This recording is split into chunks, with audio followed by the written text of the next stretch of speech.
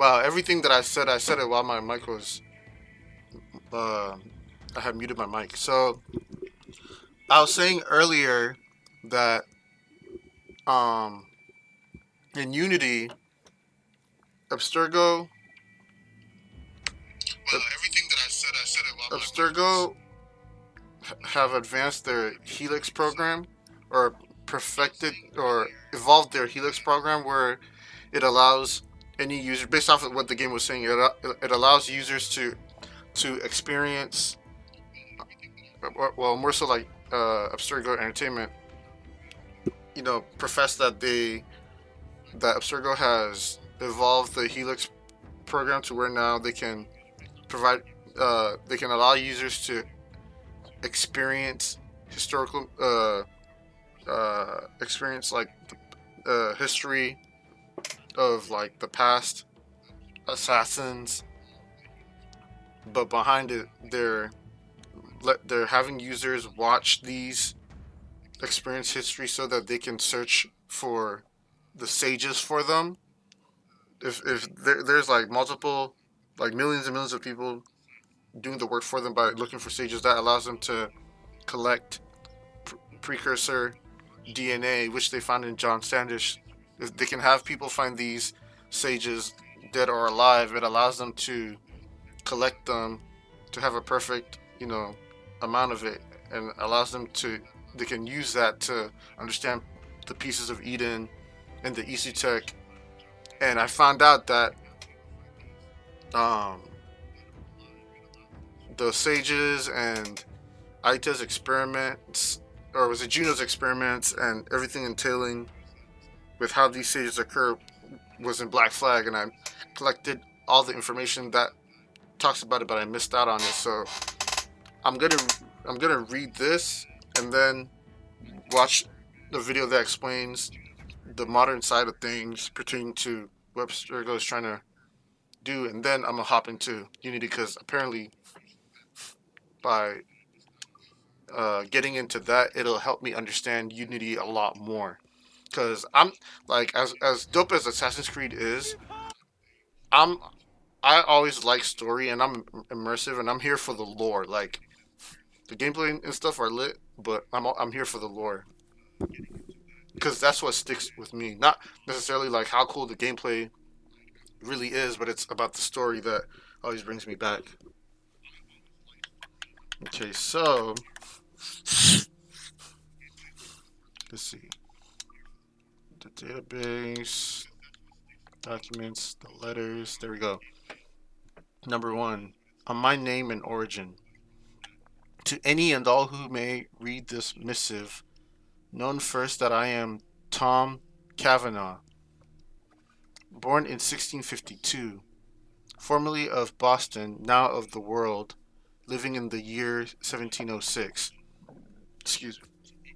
Taken to isolation long ago in the place of my ancestors in pursuit of peace and steadiness of spirit. My story is a singular one, though I make no claim to greatness or nobility. Yet there is such an amount of strangeness in my blood it bears mention, with the wish that a better understanding may come from my situation, and with the hope that if there be any others in the world who suffer the same perturbations of mind as I have since birth, they might find in me a kindred soul and a friendly voice to guide them to the calmer shores of sanity. So he's talking. So he's talking about, if I'm understanding this correctly, or to the best of my ability,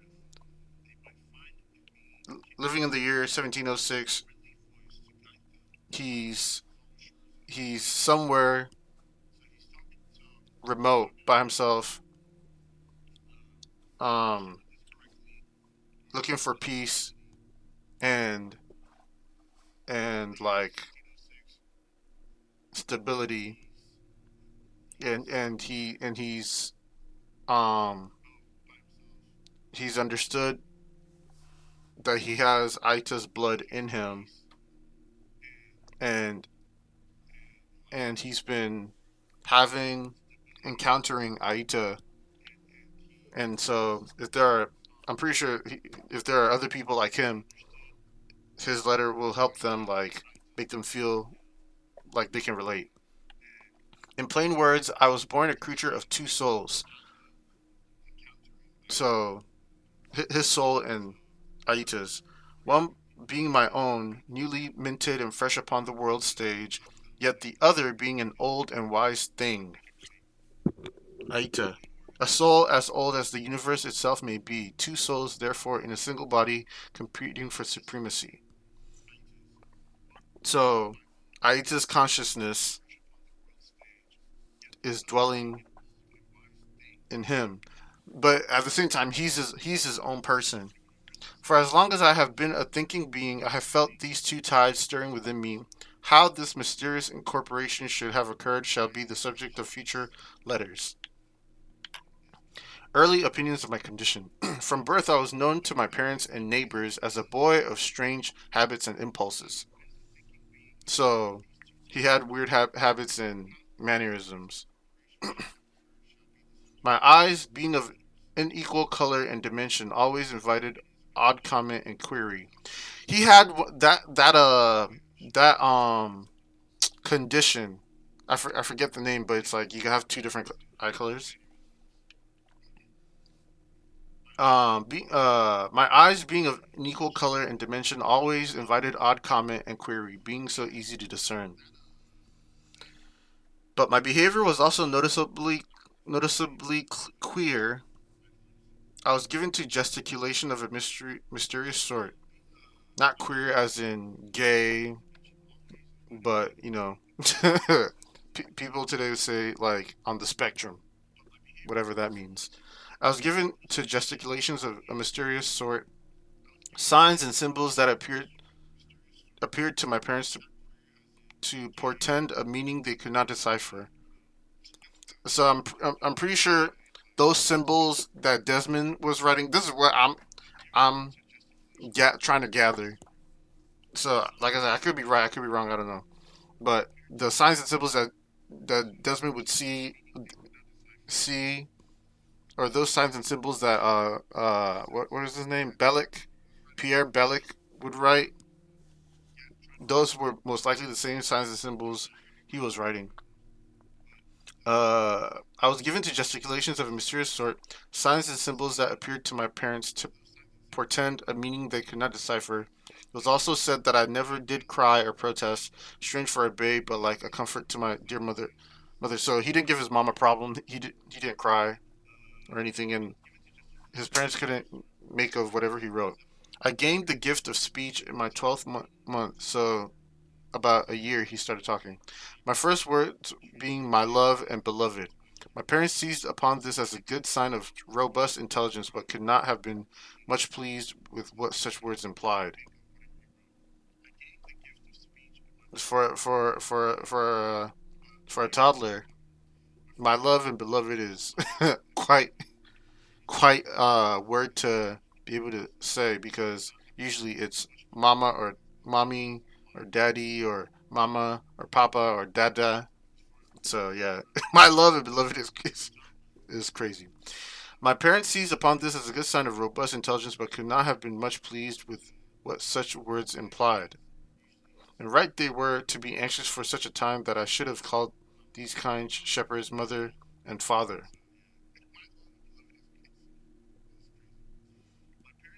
Like I said, yep, he should have the referring to them as mama dada would have been normal. By the age of 2 years, I had already taken to refer to them Elizabeth and Thomas. That is insane. A queer sort of quirk for an infant. It needed be said, but this was my impulse, and until I passed through adolescence was a practice I stuck to. Damn, so as an adult, he referred to his parents as Elizabeth and Thomas, but that's their name. I know some parents get offended when you call them by their first name, but it's like, but that's their name. Of the city I called home for nigh 2 decades, Boston. I have nothing but fond memories. Boston was a place of great beauty and peace. My father was a cobbler by trade, and my mother kept a modest house as she raised me as best as she could. So she was a stay-at-home mom, and the dad was the one who got who was the breadwinner. And together we lived along the southern shores near the wharfs that saw the tall ships in their comings and goings, shuttling all manner of good to and from this young colony. Okay, so they lived close to the port. I remember being always fascinated by those ships and the promise of adventure they presaged, and it was not for want of distraction or imagination that I spent many a morning sitting upon the docks to watch them enter the harbor from location afar or disappear from it, sinking to the horizon as silent as a dream. So he had different reasons than just sitting there and watching the ships. I wonder, or the horizon. I wonder when. I wondered then what lay beyond that thin line of azure, and in wondering set the course of my desire. I wish to travel to discover. So instead of him daydreaming, daydreaming and seeing the ships come in and out of port, he was interested in what was beyond the horizon, like that that line, like in beyond, like what what's beyond that. Um, so it was that I knew from those early days I would not live out my life in Boston, but would range far and wide in search of the source of the strange secrets within me. Of that more shall be writ at another time. But let it be known that I was content for a time and that I loved my parents very much. So he set out to find the what was welling inside of him, um, characteristics of Aita. But this goes to show he was his own person, though. Like despite what he was discovering or what was being revealed, he was still his own person. He still loved his parents and everything. My first reverie. I recall with great clarity the day of my first reverie. Hereto, Heretofore, I had only the sense of my bicameral mind. I don't know what that means. But on this day, I was offered a glimpse as if through a window into that second buried soul, into the second life within me. Okay, so now he's slowly he's slowly becoming awake or slowly woke. I was 4 years of age, and it was a fresh autumn day. I was out with my parents upon an excursion, strolling about the place called Beacon Hill. We have only concluded our picnicking, now ranged about the peak to take view of the city below. So from where they were on a hill and they could see the city. It was then a coolness fell upon me. The world seemed to darken and glow all at once. Oh, so he was having an experience, almost kind of like a revelation, or like possibly he was hallucinating. I fell back, landing, it seemed, into a pair of coddling arms. Huh. A voice said to me, go, beloved, go to your rest. As eerie as this was, a deep love suffused me. The voice went on, your sacrifice would not have been in vain. And though you must pass from this life, I will see you renewed, reborn to remain at my side forever. So this was Juno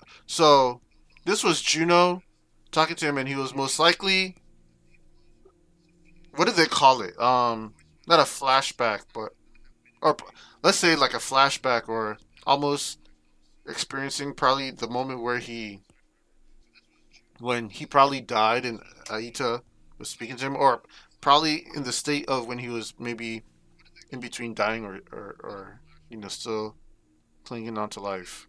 Who knows? Never before and rarely since had I felt such a depth of adoration. Then the skies cleared and the world lighted, and I woke supine with my parents looming over me, calling my name. My deepening predicament. It is with deep sadness I should now relate the genesis of my feeling of great isolation from my parents. Even at so young an age, and my powerful sense that I was too much different from them,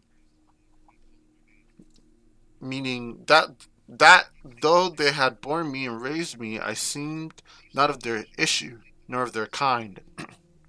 Okay, now he's slowly, slowly getting the sense that he's not all that he's not just um him. And the reverie described previously cast this feeling in a firmer mold. I seemed not to be of this world at all. Indeed, there were days when I felt not remotely human at all, but of an other kind of creature entirely. So sometimes he felt like he was not human, even though he was human. Although he is human, he felt not necessarily like human. Like he felt like way left. Between the time of my 4th year and my 14th, I was given to such a profusion of reveries and ideas and dreams that I should sound mad to describe them. Yet by outward appearance I was as normal as any lad, and further was never particularly troubled by what crossed my mind. So when he was 4 and when he was 14, he would have all these visions, dreams, hallucinations, or probably memories. Yeah, probably memories. And usually when people like when when they are like in the movies when they are finding about who they truly are, they'd be scared of it and suppressing it. But for him, it didn't. It wasn't like that. It seemed. Visions of great cities made of glass, portraits of beautiful men and women in great flowing robes, machines that generated lightning as easily as the thunderclouds, vehicles that flew in the sky as birds. As I say, ideas and visions too fanciful to be entertained by any sane minds, yet all too real in my head to be ignored. Okay, so these visions were most likely memories of him seeing like the Isu civilization. My apprenticeship. When I was aged 14 years, my father, feeling I should discover some better skill or trade, sensible to my habit of mind, apprenticed me to a master carpenter joiner called Jonathan Davenport of Boston. Master Davenport. So his dad didn't want him, hold up to himself, like be so consumed with what he was discovering that, like, instead of like parents would say, instead of wasting time and you know focusing on nonsense, like find something better to do. Master Davenport had then many slaves and 2 other white boys in his employ. One a bricklayer by trade and the other a carpenter, both not terrible clever. But seeing in me a certain spark of intelligence and wit, Master Davenport was all too keen to place me as a joiner, and I was happy to oblige, the position earning me some £2 a year in great satisfaction of spirit. So, so Master Davenport saw that he was smart.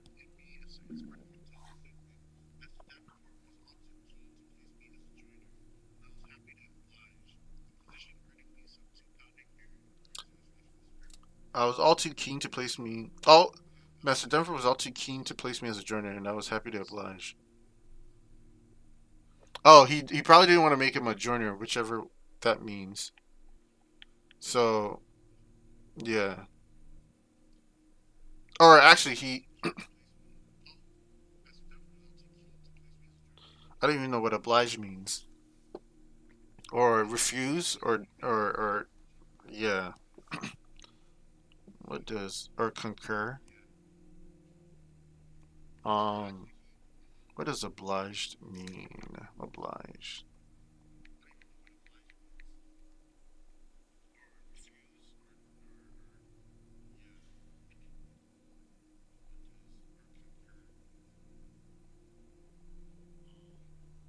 Obliged to do something that someone has asked you to do a favor for someone. Master Davin, Master Davenport was all too keen to place me as a joiner, and I was happy to oblige. Oh, okay, so he was down for it. The position earning me some £2 a year in great satisfaction of spirit. So he was content. A joiner's work requires a nice and steady hand, and a great taste in ornament. Both qualities Master Davenport told me I had in large measure. So he had a really good he was very steady-handed, and had a really great taste in um, ornaments. And so it was with great pride that, well, prior to the customary 7 years, I took leave of my master after only five. That well prior to the customary, and so it was with great pride that, well, and so it was with great pride that, well, prior to the customary 7 years, I took leave of my master after only five and set out on my own at 19 years of age to seek my success. Now a man and master in my own right. So I guess it was a requirement that by being a joiner, you work you're a joiner for 7 years before you set out to do your own thing. But he did it in five. My master was not sad to see me go, but bade me good fortune, for he knew in his heart that I was the greatest talent he had yet apprenticed. So he seemed that he was very gifted, but I think that was due to the traits of Aita. For there is something of a natural genius in you, lad, a wisdom beyond your years. And so, packing a kit of all my worldly possessions, I bid my mother and father much love and farewell, then took passage on a merchant brig bound for Jamaica and the West Indies, where need for carpenters of skill were greatly needed. Okay, so he he went out to set out to be a carpenter because he excelled. Yeah, he excelled. On leaving home, it pains me now to think on my feelings of my departure from Boston and from my dear parents, who raised me so well. For in hindsight, I think perhaps I should have been melancholy or anxious at the least. Yet leaving home at so spry an age ranks as one of the great joys of my life. Never before or since did I ever feel such an embrace of freedom. So usually you would feel sad, leaving your parents, but he didn't. He rather felt free.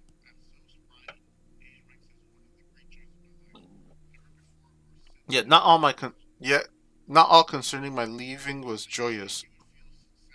As around this time that the voices came upon me strong, much like a man whispering in my ears, these voices were neither sinister in nature nor did they prevent mature dealings with my fellow man. But unlike my reveries, which came to me in my sleep, were inconvenient to my present purpose, day and night, they intruded without provocation. Okay, so Aita's voice was Aita's voice was becoming more and more clear. And though they were not constant, they were certainly frequent in nature, and strangest of all, had the qualities of memories. There were times, too, that I seemed to hear my own voice among them. Hmm. Was it possible that I heard conversations from a previous life? Memories of those I knew?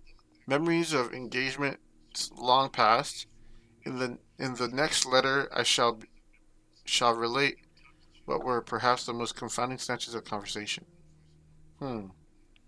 Because I was about to say, maybe the voices he heard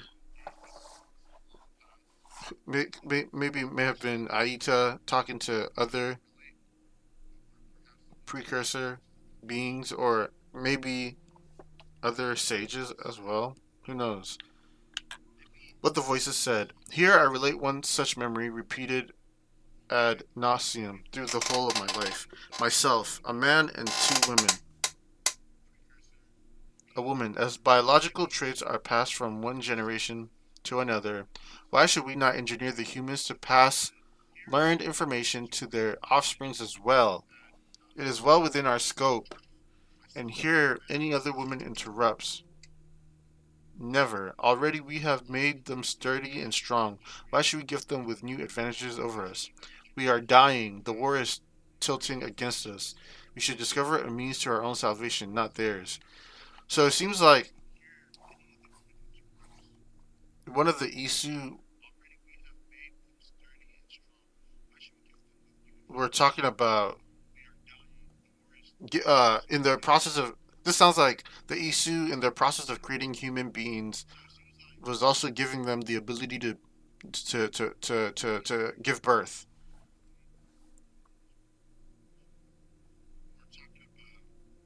And here another woman interrupts. Never. Already we have made them sturdy and strong. So they've made them like they've made them similar. They're a reflection of the Isu.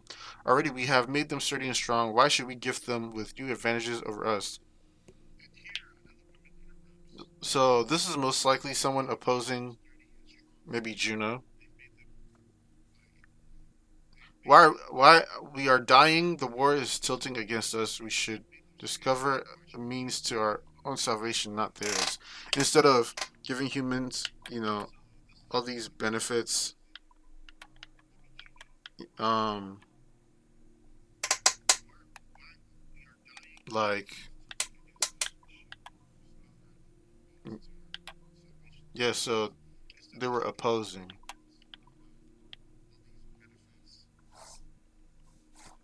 Um, and here the men disagreed. Our time is done. The instrument of our will shall soon be our masters,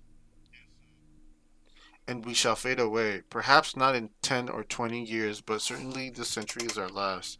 Why not therefore gift the humans with added faculties for wisdom and growth? Why not let them pass on the accumulation of their learnings from one generation to the next?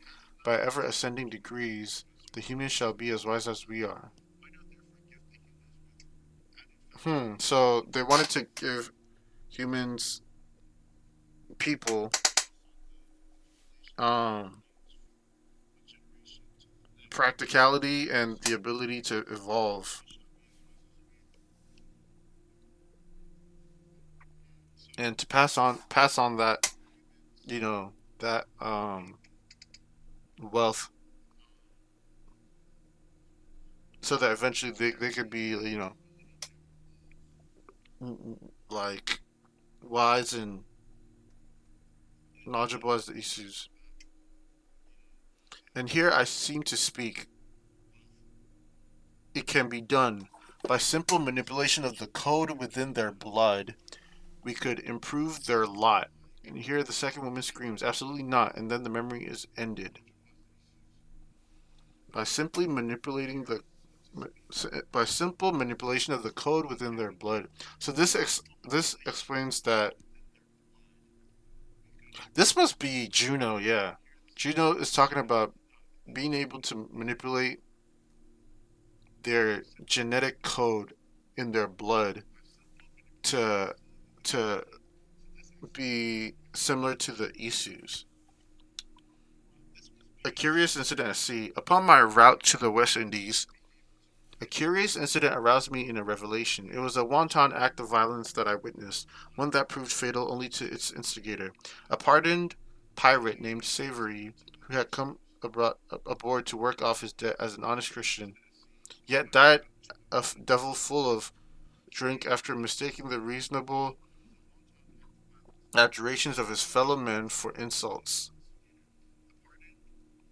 He was taken by a self-inflicted pistol shot, sustained as he attempted to load his piece in preparation for the first of 6 duels which he had arranged as challenge against our group. So I'm guessing, if I'm understanding correctly, this pirate who turned a new leaf as a Christian or whatever, he got offended by their taunting and took it as insults and shot himself on accident. All of us were sad for his misfortune, but none were sorry that our crew grew quiet in his absence. And yet, at seeing the poor chap wound himself so, and witnessing the blood freely flowing from his body, a notion sprung upon me like an idea long dormant, already within me, yet awaiting a chance to reappear.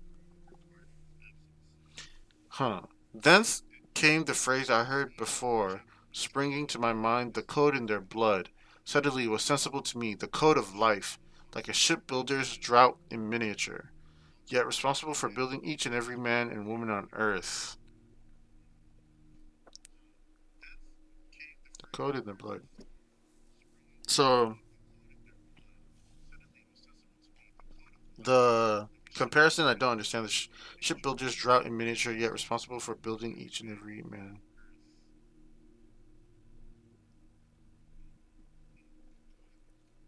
Maybe he understood that the Isu, the precursor, were responsible for creating people. How was it that such an idea made perfect sense to me? How was it I understood already that which had no precedent in the most modern philosophies, the code of life in our blood, imagine.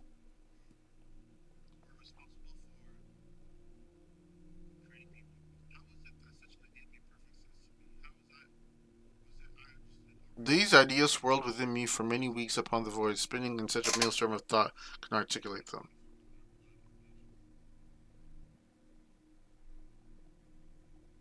Or is he talking about being able to manipulate DNA? Is that what he's coming to the idea to? Reaching Jamaica, I pushed all idle thoughts and fantasies from my mind and set about finding myself employment. Okay, so this goes to show he's his own person. A letter of endorsement from my oh my god. A letter of endorsement from my mentor, Mr. Davenport, hastened my success, and within a fortnight I was able to secure an interview with an agent working for the estimable Mr. Peter Beckford.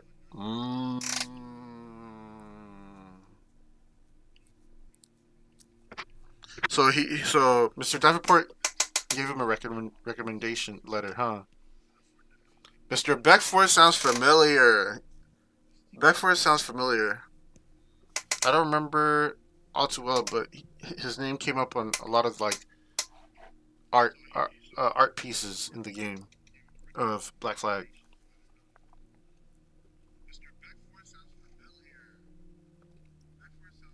A letter of endorsement from my mentor, Mr. Davenport, hastened my success, and within a fortnight, I was able to secure an interview with an agent working for the estimable Mr. Peter Beckford, a man known wide across the West Indies as a one of honor and good intelligence. As I must say, was his agent, for the man hired me on the spot, and within a 2 days' time was I set to work upon the slave quarters, fitting them with sturdier doors and tighter roofs. For my own accommodations, I am well pleased to tell they were fine. 3 windows had I, 2 of which looked upon the cane fields. When opened, a light breeze filled my room, one sent with the raw perfume of the nearby sea. The distant sound of the negroes hard at work entered, and gave me a deep calm. It was pleasant there, only discomfort could not mask the dread I felt at the thought of catching the yellow fever or any other innumerable ailments that often struck those newly arrived to these parts. Hmm. So he's in Jamaica, he's on the plantation. At the same time, he was worried about catching a disease.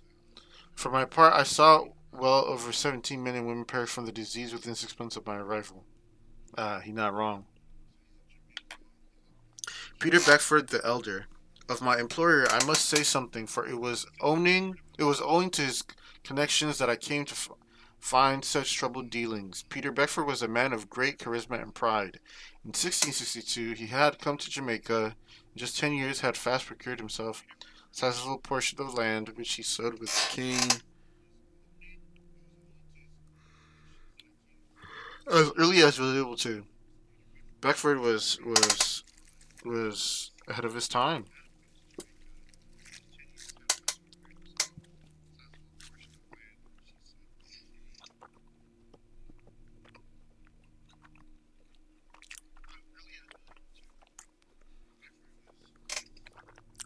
Upon coming into his orbit, he claimed all about him. One of the largest private holdings of land in all the world, rivaling only kings and emperors for his largest. The same surplus applied to the number of slaves in his employee.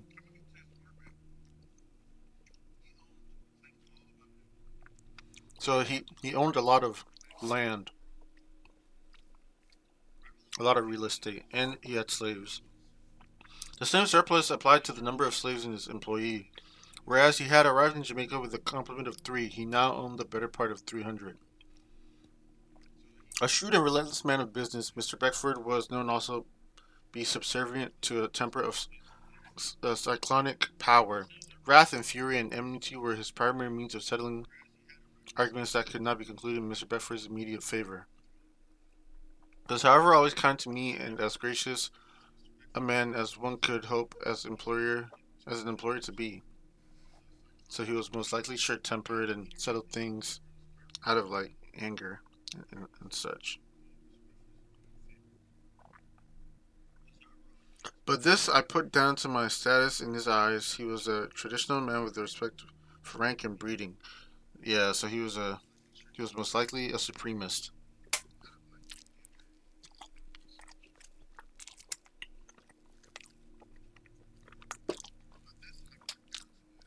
And probably a racist too.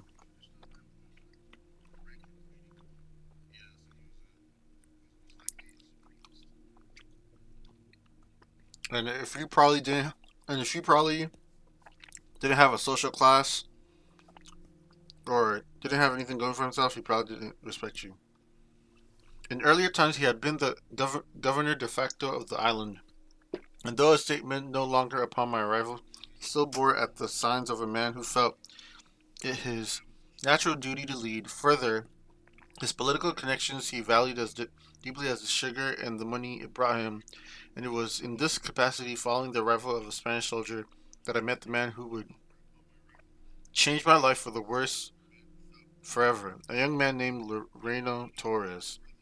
The governor.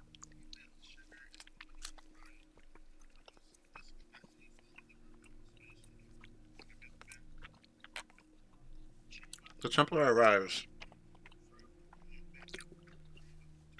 It was in April 1673. Now it's SB, the galleon in Kingston's harbor, flying the colors of the men of Holland, which I thought queer but not unlikely. This was a ruse, however, for the ship's cargo was most assuredly Spanish. A gentleman called Torres, once a soldier in the Spanish army, now an emissary on behalf of his king, or so he said he to Peter Beckford. I learned later that he called himself a Templar, and had made his visit to Beckford's plantation to look upon Master Beckford's strange collection of collected manuscripts. Oh, so even at that age he was a Templar. Torres was 2 days with his Mr. Beckford when another object took his full attention, namely me. The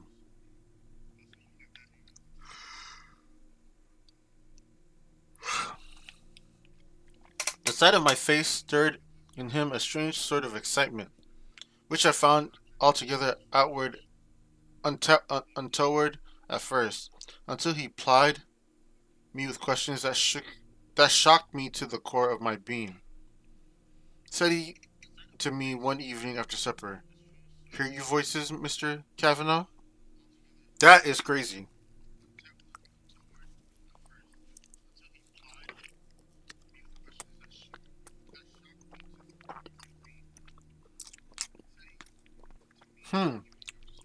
That is crazy. That is crazy. That Torres was able to identify that.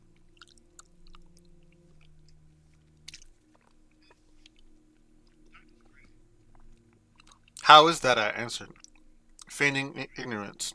Those shaken in truth, voices from the dark of your mind, our memories to be clear, as if from another life entire.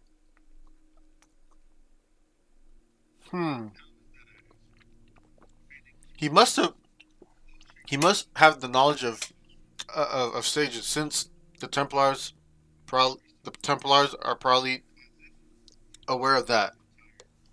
And here I was terrified. How was it that this man knew the odd riddle of my life as if it were a banal fact of history? I know not what you mean, Master Torres, said I, and took my leave of him, so anxious as I was. Good night to you, sir, said he as I departed. We shall speak again when you are rested and ready to talk. Still shaken, I bade him good night, made for my bedchamber, feeling another reverie coming strong upon me. When I reached my bed, I fell into both.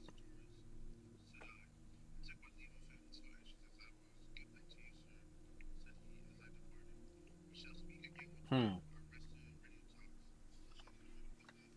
He fell into reverie and sleep, or vision, or revelation, or hallucination. Here I relate another reverie. Myself and a woman. Beloved, she said, a voice so intimate and familiar. Our colleagues conspire against us. They dither and sigh, resigned to their fates. Excuse me. Content to champion the humans. But there is hope for us. There is a chance we might inure our bodies to the chilling world, the poisoned atmosphere, and the war itself. Will you aid me? Will you submit? So I think here they were trying. Not Aita. Juno was devising a plan of how they could stay alive with a while with the situation that they were dealing with. And here I hear my own voice in answer. Yes, beloved. What must I do? Transference, she said. The shedding of our minds from these old bodies into new forms. Mechanical bodies, perhaps, or into those of our instruments. Our humans, in short. Our humans. In short, I believe there may be a way to transfer all we know and all we are into other forms. So this is where the experiment, the project of transferring consciousness into humans. In this way, we may survive the coming cataclysm and live to see our people repopulate the earth and recover her from those we foolishly set loose upon it. So ultimately, they wanted Isu. So Juno was to come up with the plan of um, transferring consciousness or their minds to a human host, overtake them and be the east in them solely being the ones surviving. Transference, I said aloud, our minds into alternate vessels, a dangerous prospect but reasonable.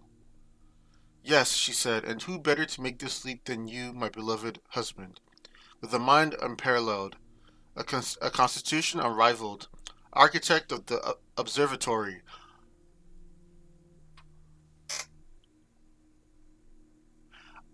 So Aita was the one who designed the observatory, overseer of Eden's tools. Um, the brightest light in our civilization. If you are not capable of making this leap, perhaps no one is. And here replied I will do this for you, beloved, for us and our people. Ah. Mmm. Mmm. Mmm. Mmm. Mmm. And this is all these memories is coming back to this person who is the sage. Or Kavanaugh. Tom Kavanaugh was his name, I think. Lost as I was in my reverie, I failed to see the envelope slip near the door to my bedchamber. It read thus: Dear Sir, forgive the alarm I must have raised with my queries, but you have the exact likeness of a man my colleagues and I have longed to meet. Allow me an audience and I will explain all. Your friend, Loreno Torres. Yo, Torres is persistent. I pondered this letter for some time that evening, wondering what it could mean that I had the exact likeness of a man he knew. Maybe for him, this particular sage, Tom Kavanaugh, maybe he developed similar features to Aita, maybe.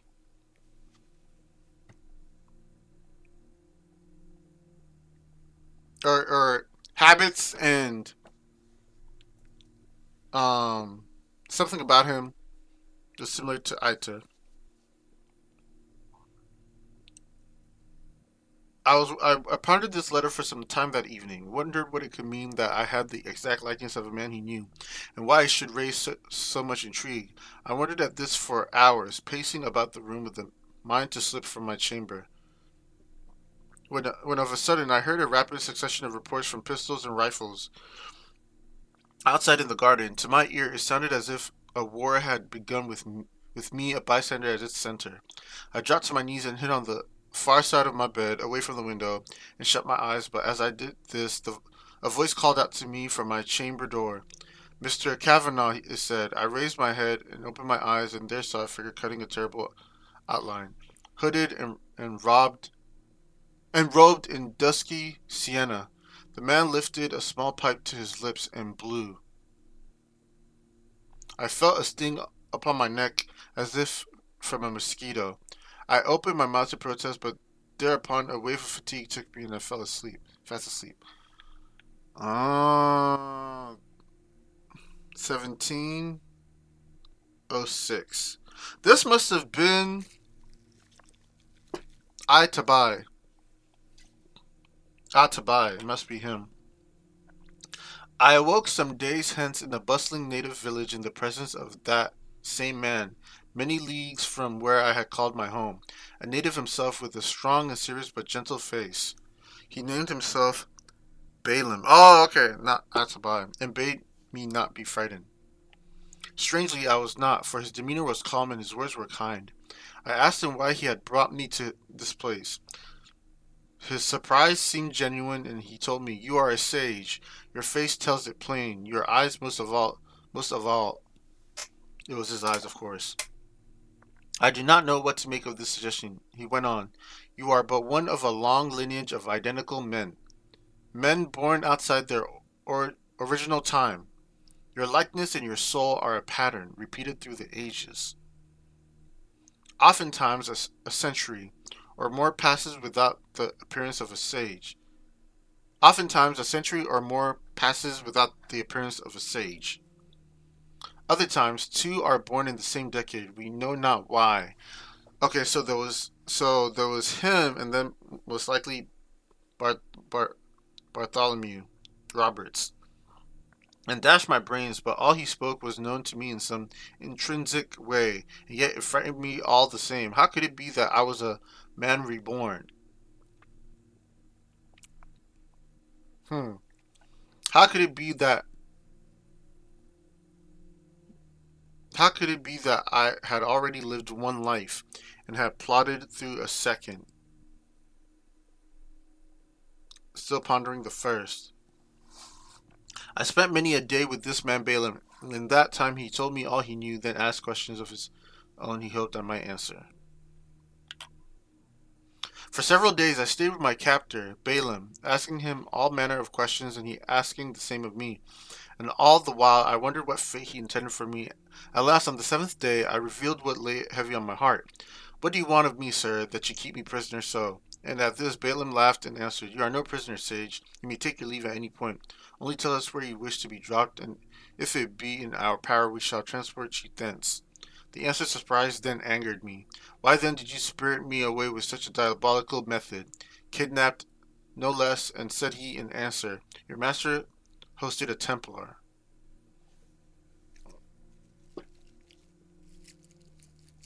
I remember reading this before,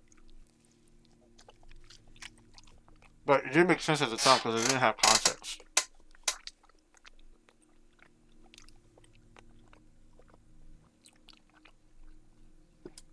He said in answer, "Your master hosted a Templar and may now be one himself. Such men are not to be trusted with a prize so valuable as you. Stay clear of them, for they seek the knowledge that hides in your mind. Your dreams, your memories, and the location of a place once dear to you, the observatory. The word rang in my ears, for I had heard it before. Another memory from a time long ago. And what do you desire of me, sir? I asked him. Would you steal the secrets buried within me too?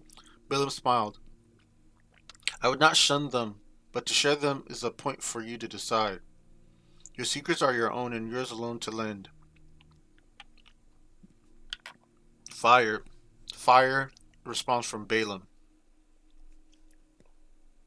After my difficult counsel with Balaam, I took a day to ruminate on what should be done. Notions, strange and uncertain, battled in my head for supremacy, and I was never on one idea long before its opposite seemed a better option. So he was going back and forth on what to do. Yet at last made my decision. Sir, you have been gracious with me, I told him, and my trust in you is complete. Yet I cannot share my visions and memories without first understanding them myself. I must therefore take my leave and travel in secret to a place that has occupied my thoughts for many years. Balaam smiled and said, I understand well, and I believe in your cause. To find the source of your reverie will do you a great good.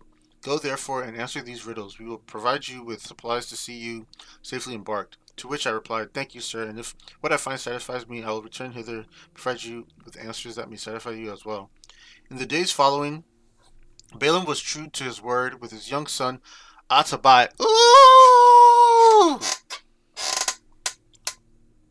He transported me first onto a fishing village, and they were the Mayan Brotherhood. He transported me first onto a fishing village near his own compound, supplied me with maps and coins before issuing a warning. The Templars are lately come to the West Indies, and this Taurus is their Grand Master.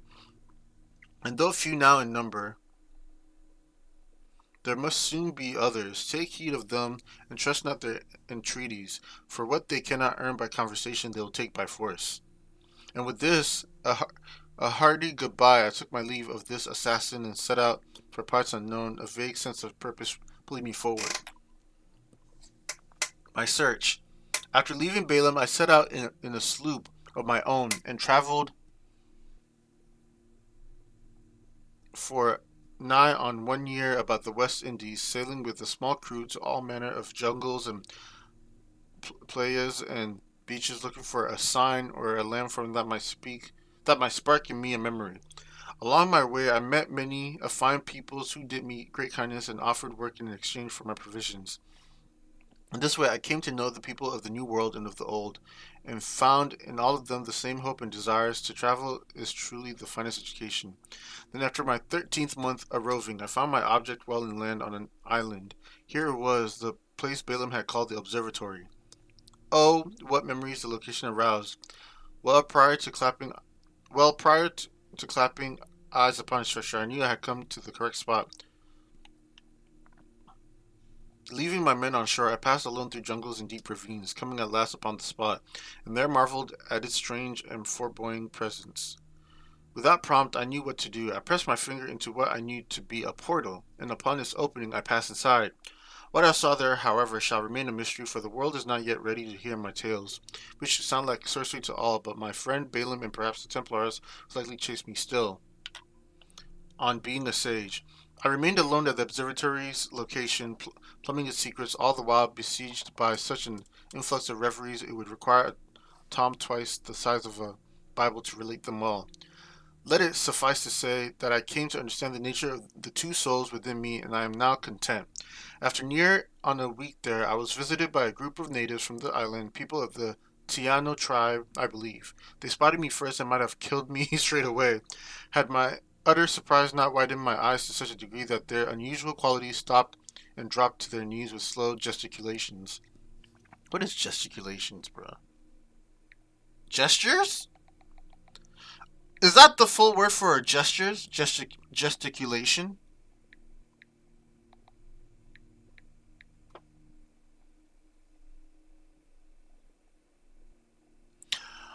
Yo! Are gestures called gesticulations? Is that why we say gestures? Gesticulate? Oh my god. I learned something new. I understood at once that these men were sworn to protect this place, and in my further conversation with them since, I have made out that it was a previous sage who had employed them so, or more precisely, I should say employed their ancestors, thus for nearly 150 years had passed since the last sage, and had come this way. I am told his grave lies nearby, but it is unmarked and inaccessible. It now has been over 4 decades since my arrival at this sacred place, and only one question yet lingers in my mind. How many more of my sort have been here in total? Near 80 millennia, 8 million, have passed since our inception. 80, 80,000?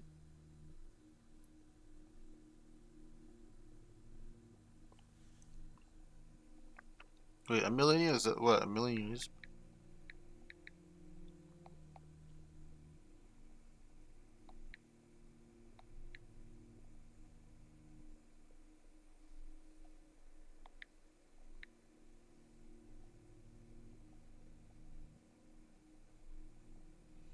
Millennia, thousand, so 80,000. Or 8,000. Near 80, oh, near 80,000 have passed since, near 80,000 years have passed since our inception, and I'm about to believe the number quite high. I'm apt to believe the number quite high, but I cannot know for certain. Well, let that not trouble you, reader, for if you have followed my story entire, look for you for my final missive in the place where I'll soon surely lie, hidden near the observatory, where I have instructed the guardians of this place to bury me when my passage across this mortal coil is at its end. Therefore, fare thee well until then. Aww. A secret incomprehensible. As I write, the year is now near upon 1706, and I am sickly and in poor condition, and so must tell what little else I can of my condition. All I tell here, I have dredged from the dark void of my memory. I cannot confirm or prove what I argue, but perhaps if some others like me were to see this, they too would understand and feel not alone as I so often have. In my original life, I died in the midst of my beloved's experiment. This method of which she spoke of the transference of mind into machine, and from thence into a human body. Oh, transference of mind into a machine, and from that machine into a human body was a failure, yet an instructive one, I believe. For in my last moments I recollect her comforts to me, and the clear promise that my death would not be an end but a beginning. There is another way, beloved, said she to me, imperfect, yet impossible. Firstly, I will agree to carry out Minerva's experiments, but her terrible gifts to the humans. I will agree to carry out Minerva's experiments, her terrible gifts to the humans. Yet my purpose will be contrary. My purpose will be your immortality. Juno and Minerva. Right. Minerva's ideology was controlling humans. Power and humans being told how to move and breathe, like how to act, like governing them. While Juno was, she believed that humans deserved freedom, but in a twisted fashion of ruling over them. If I remember correctly.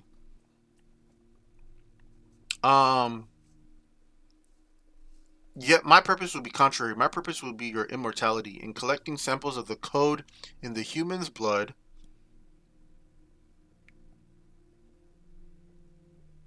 genetic material, I will add my own augmentations. My purpose will be your immortality. In collecting samples of the code in the human's blood, I would add my augmentations, samples of your code, transfigured in such a way that when the proper pieces come together, it may further transfigure the zygote of a newly conceived child. In this way, you shall be reborn again and again through the ages.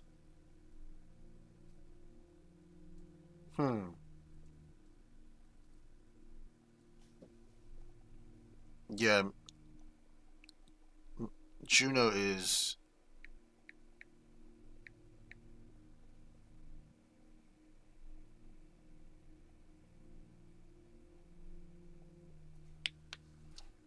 I will add my own augmentation, samples of your code, add his code, my augmentation, samples of your code transfigured in such a way that when the pieces come together, it may further transfigure the zygote of a newly conceived child. In this way, you shall be reborn again and again. Oh, so literally reincarnation. With luck, this recessive recurrence shall never die out, but travel on like a raft downstream along the tides of inheritance. She makes what seems so dark, so like pleasant and like almost a legacy type. I was dying as she spoke, there in my beloved's arms, but I understood her meaning well. Look for me, beloved. Your death will not be in vain. For I will be with you again, entombed, lying in wait, ready to emerge again when the time is right. She then pierced me through the heart, thus ending my life. How truly bizarre it is that I can claim to have memories of my own death is a ludicrous idea. And yet I know that it happened and that I now live again, many centuries from that time, waiting for the final piece of this riddle to reveal itself. Yet how this will be, I cannot say. Thus, to any and all who have who read this and understand little, be not upset, for there is more mysteries and sense in the world, and our only purpose is to endure it. It's her wording that is a little bit yeah, it's her wording that's a little bit hard to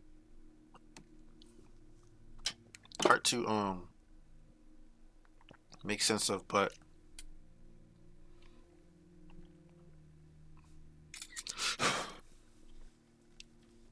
that's interesting.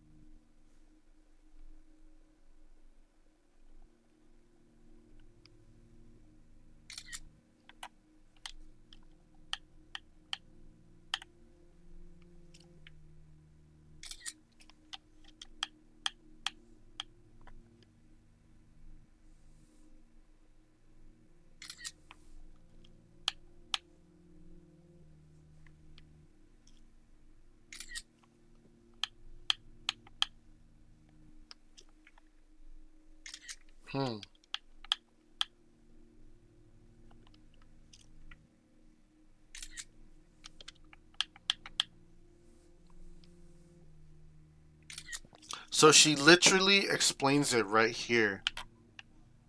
The concept of the sage. She called it a transference of mind into a machine. Of the transference of mind into a machine, and from machine into a human body. Yep. This is what I needed to know prior to playing Unity, because they're now talking about this concept.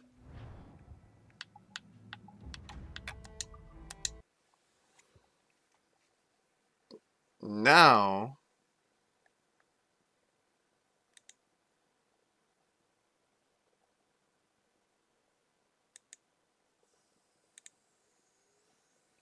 now, the next thing is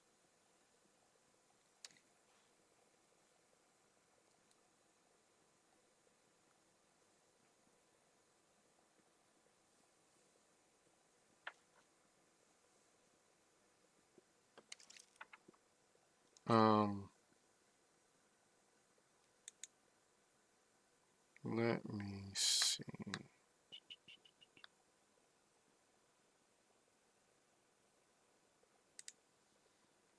Let me see.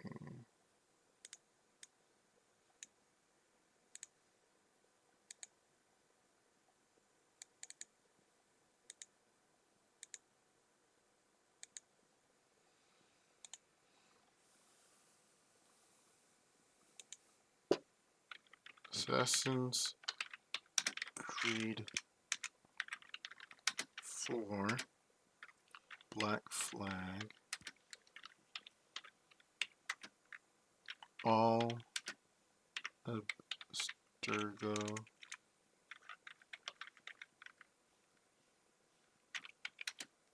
files.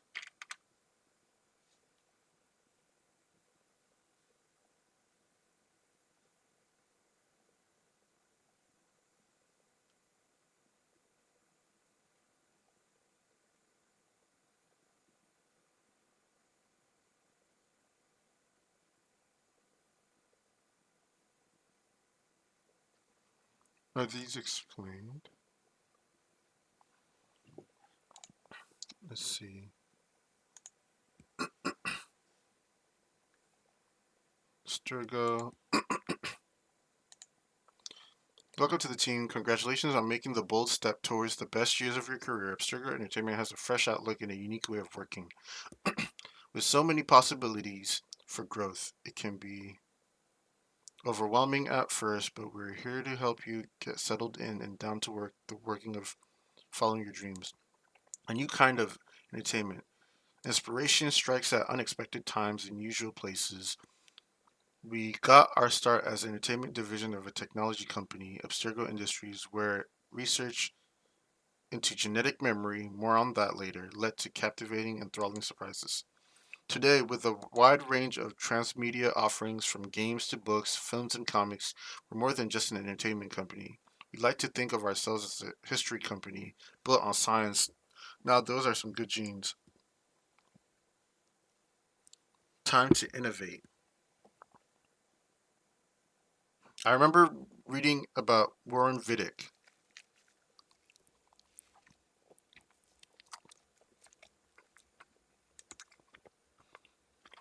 Time to innovate.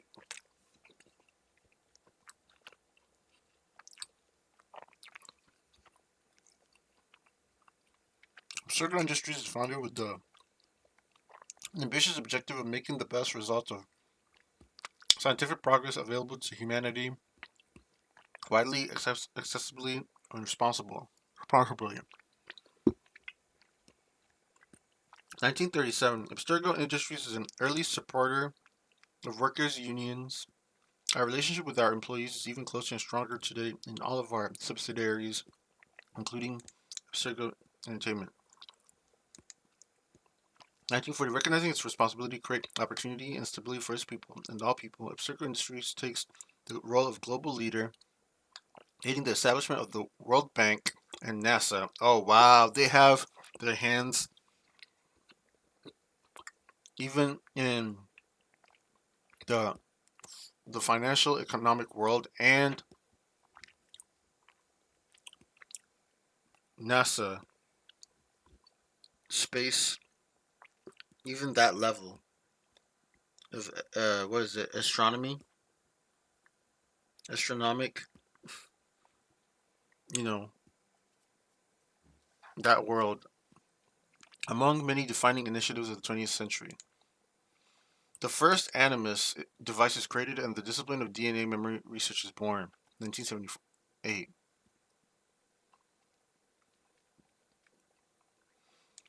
2009. After 25 years of meticulous testing, DNA memory is ready for public consumption. Abstergo Industries launches a pilot entertainment division to produce experimental features for entertainment markets. 2010, the prototypical Abstergo Industries Entertainment Division issues its first release, Project Legacy. The social media phenomenon dazzles audience by allowing them to relive genetic memories of historical figures and little-known heroes of the past.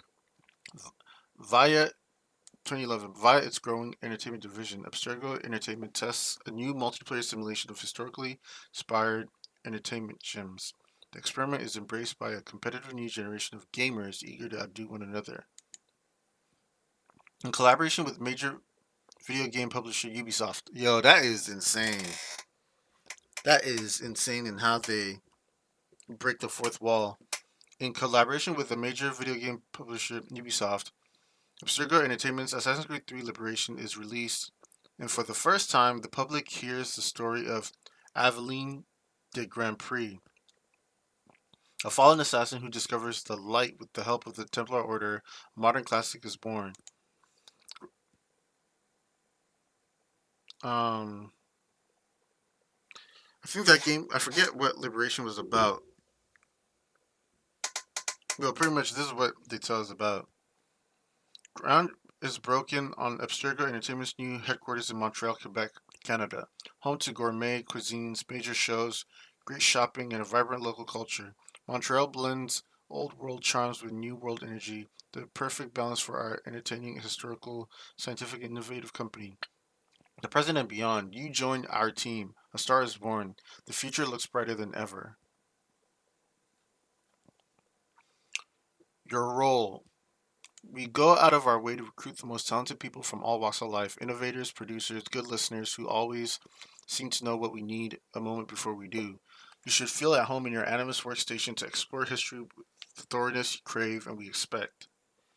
Who knows, maybe you'll uncover a past technology to the benefit of future generations, unearth evidence of a secret society, break a few codes, or make an astounding connection between mysterious documents. This could be the beginning of some beautiful or shocking or evocative. It's all there in history, and the secrets of humanity are at your disposal, thanks to genetic memories we put in your hands. Fitting in. At Abstergo Entertainment, we understand the power of knowing where you belong. That's why we've designed an ironclad hierarchy that leaves the organization to us so you can do what you do best, research and create to your heart's content. No need to worry about getting ahead. We'll take care of that for you.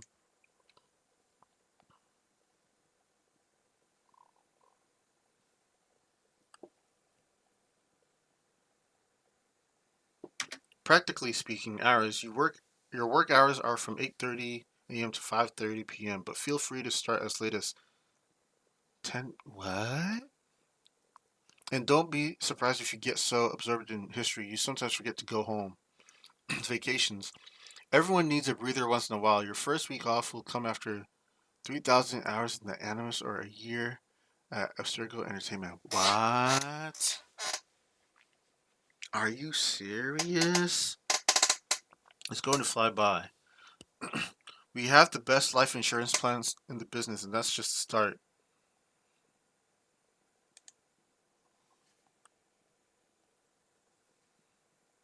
Food and common areas. You'll find everything you need for a healthy, energized work life right at your fingertips. Check the atrium for everything from fresh sushi to organic, direct trade coffee. Yum. Building securities.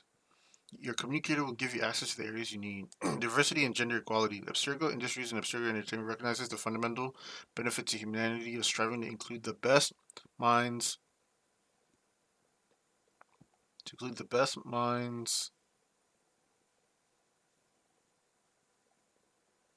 Best minds from around the world and across society. If you have ideas for research, for reaching and engaging new contributors from underrepresented segments, you are encouraged to contact HR. Non-disclosure. You are free to trumpet your enthusiasm and loyalty to Abstergo Entertainment on social media. Heck, shout it out from a rooftop if you need to. But remember, unless specified, the following information must not be shared. Project details, their titles, launch dates, themes, characters, settings, and all other identified traits, the physical layout of Abstergo Entertainment and Abstergo Industries campuses, the makeup of team, including immediate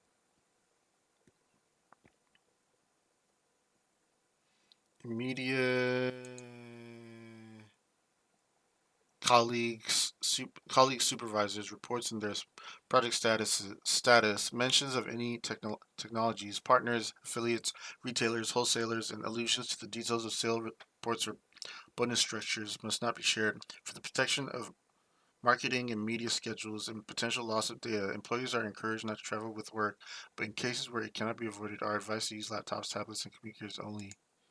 In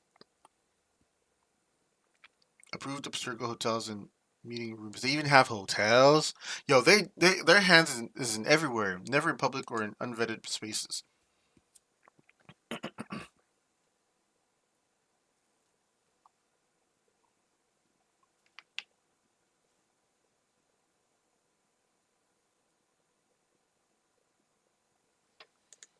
And this is where they display their benefits, non-disclosures, and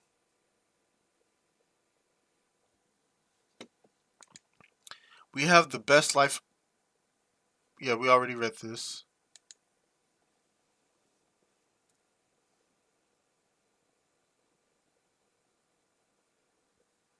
DNA memories.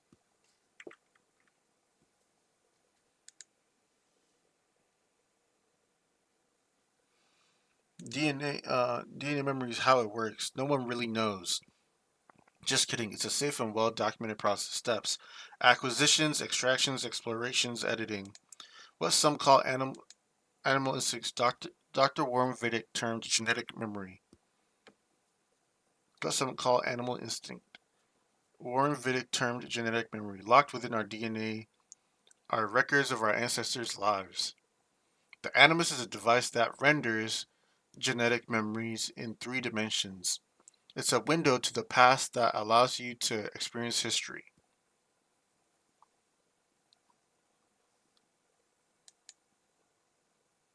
but not change it. That happens later in editing. Once we were bound to explore only the genetic memories of our own ancestors, but today it's possible to research within the memories of any ancestor for whom Abstergo Entertainment holds a viable sample for extraction, and all with negligible side effects. Note: genetic memory records for a given ancestor end at the moment of conception. When genetic material is passed on, Note: genetic memory records for a given ancestor end at the moment of conception, when genetic material is passed on.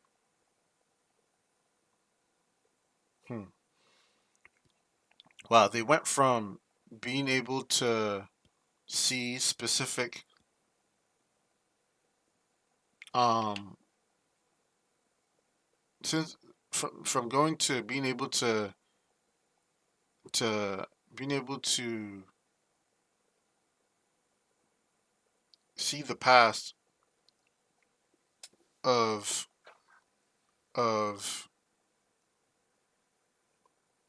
being able to peer into, what was it, genetic memory through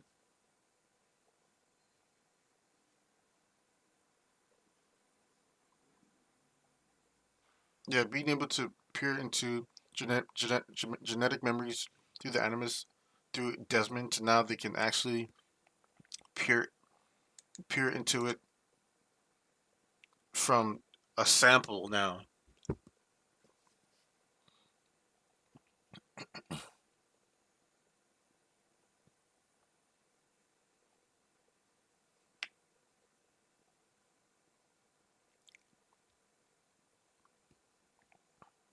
Building plan. So this is the animus. Yeah. Devils of the Caribbean.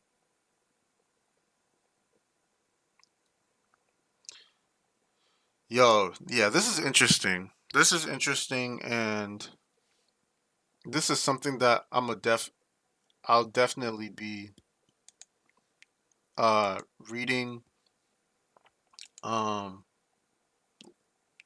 at least going through one video at a time on stream. Um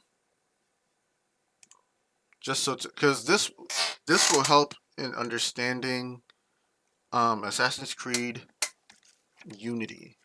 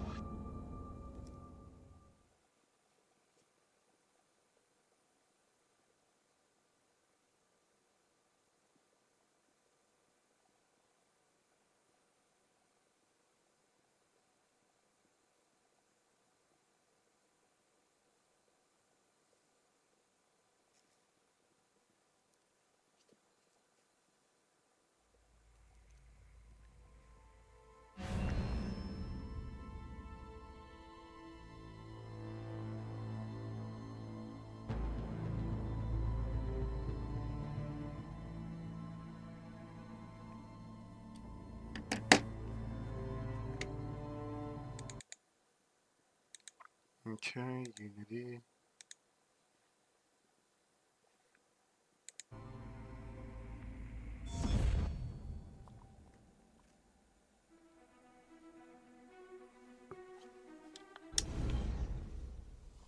Oh yeah, so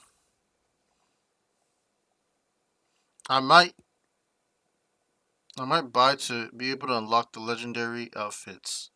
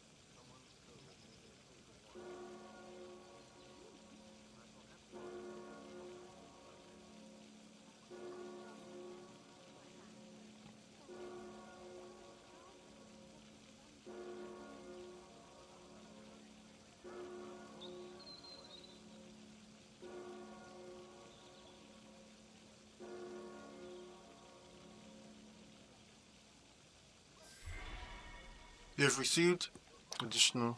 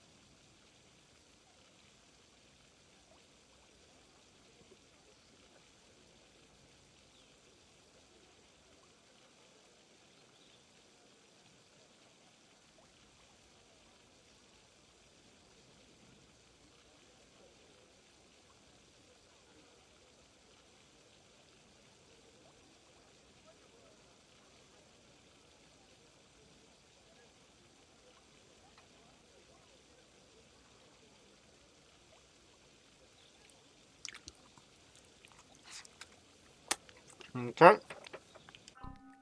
So, thanks to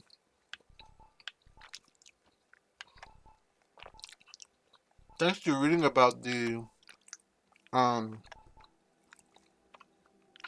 the origins of the sage, and now I'm going to check out Abstergo's databases moving forward. It's going to definitely help me understand Unity more.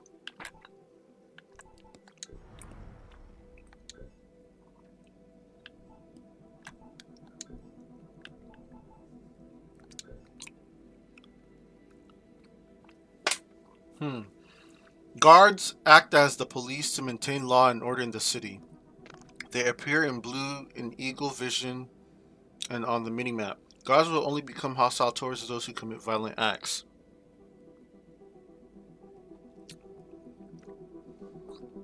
Guards are powerful enemies. If you try to fight too many at once, you will likely be overwhelmed. Escape and vanish when necessary. If you need to commit a violent action, try to do it out of their view or to use tools to help you. Extremists. Extremists are violent thugs on both sides of the revolution who threaten civilians. They are shown in red in Eagle Vision and on the minimap. Extremists are always looking for trouble. They'll attack anyone they dislike. Use the guards to your advantage by drawing them closer to the extremists. Guards will attack extremists if they commit crimes. Extremists will run away from guards if they are outnumbered. Allies. Allies are armed civilians who fight for the people. They are displayed in green in Eagle Vision and on the minimap. Allies will act to defend other civilians who are attacked by extremists. Use allies to help you fight extremists or to create distraction. Nice.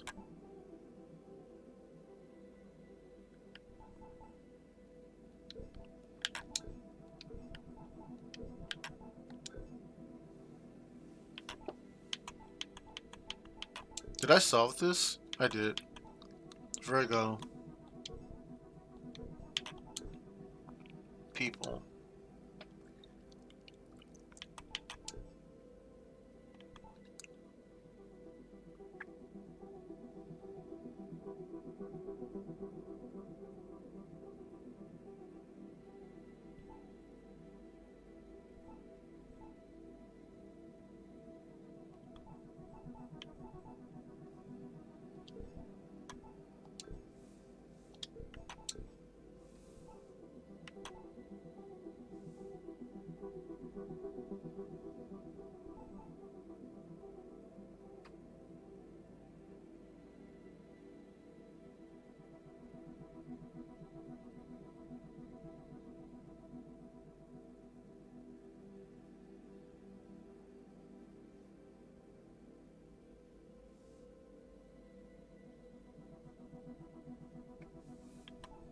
So Arno was cool with Napoleon.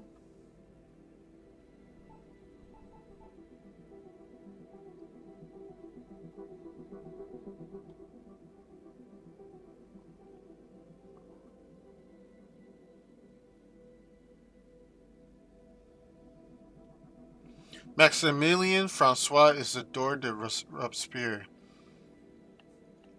Deprived of his father from a very early age, Robespierre was raised by oratorians. He was a hard-working pupil with passion for Roman history, which he would refer to almost obsessively in his later speeches. Trained as a lawyer and admitted to the Arras bar, he was destined for provincial mediocrity just as the Depression broke out.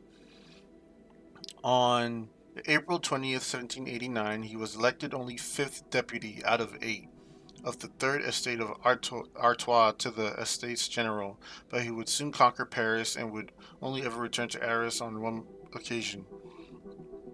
Over 5 years, he would speak out many times to various galleries. We are being watched by all nations. We are debating in the presence of the universe. Fine for him to do. If I tried shouting that in public, they'd have me committed. Despite his harsh voice and his Artois accent, he gained increasing attention. Of his private life, we know next to nothing. He lived elegantly but without overindulging himself. His was a life based on regular study and maintaining good company. He had an overzealous distrust that could be offensive to schemers and supplicants. In fact, he did not court popularity and was all the more esteemed as a result. Once in power, Robespierre quickly shed his moderate image, favoring extremism and terror as tools for rulership. After a reign that culminated in the Festival of the Supreme Being and the Terror, Robespierre lost the support of the Committee for Public Safety. His former allies turned on him and he was disposed and executed. Can I just say that tickets to next year's Festival of the Supreme Being and the Terror have already sold out due to popular demand?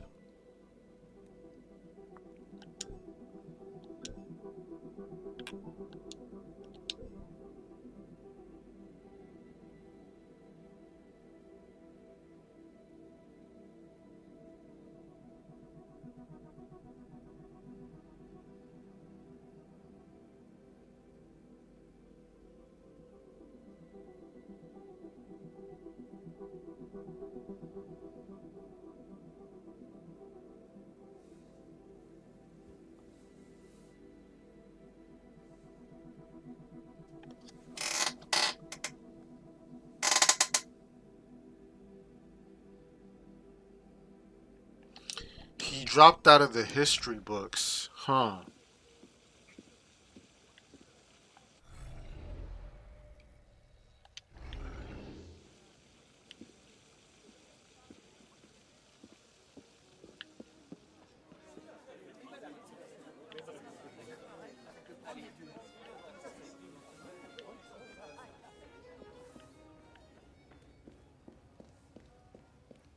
Good morning, sir.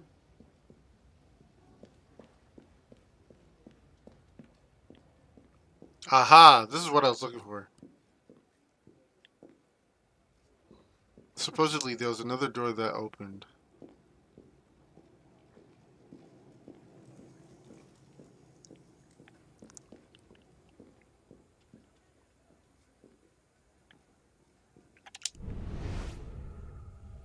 Yep.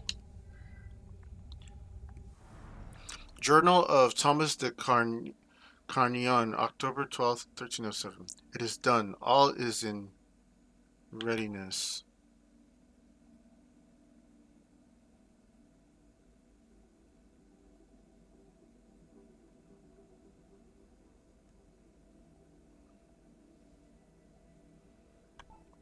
It is done. All is in readiness, and there is naught left to do but wait for the coming of the dawn. Mentor Guillaume de Nogaret.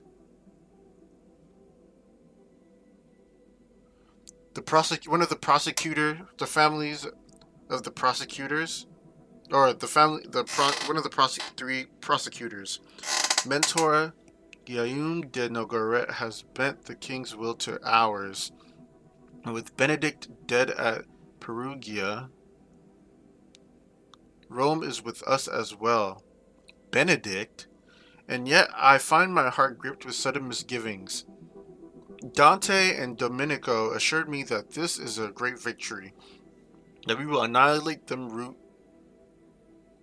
and branch, but I wonder, in breaking the Templars' public facade, are we merely driving them into the shadows? 50 years ago, the Templars thought us destroyed. After all, vanishing from the public eye has proven our greatest strength in this interminable war. We hide in the shadows to serve the light. We work from the shadows to serve the light. Are we now granting the same boon to our enemies? Facts. That's a really good observation.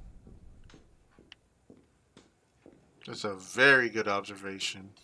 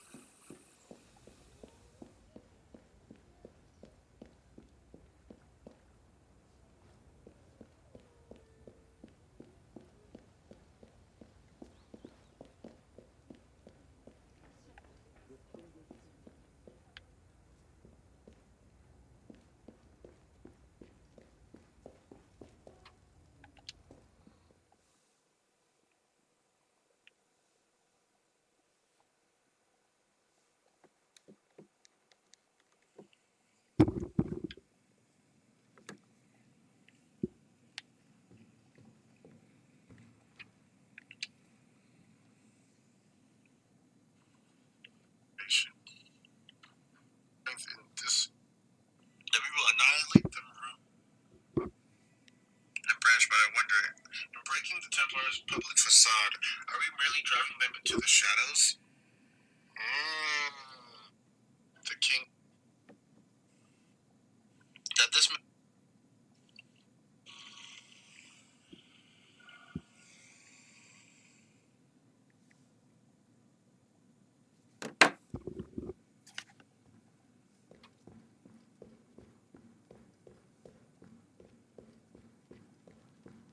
'How are you, Arno?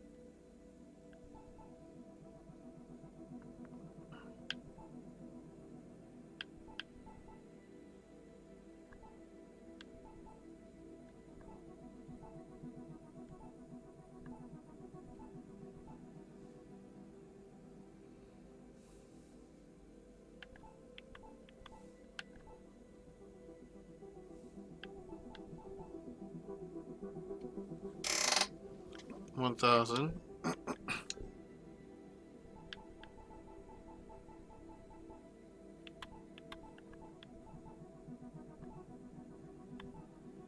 2,000.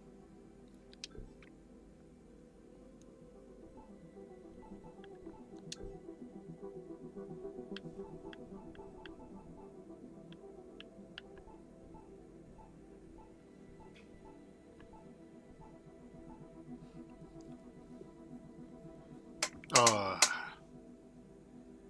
hell no. They really hit this behind. Oh my god, they're the worst.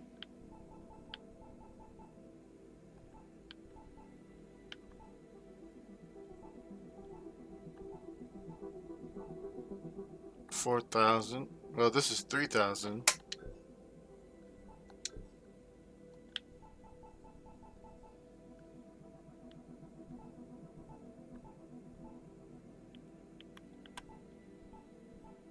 Four.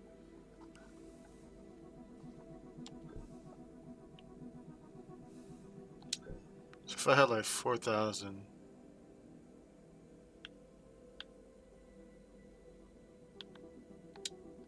View all the rewards. Bracers or Candia.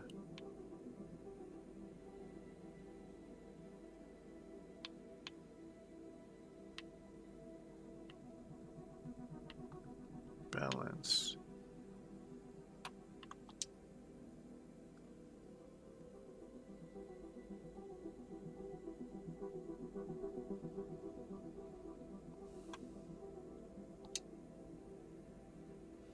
Buy this pack and get 5,000 in Helix credits. As a bonus, get 4,000 extra Helix credits each time you purchase this pack. Allow you to unlock items in Hexton. Yeah, maybe that's what I need, because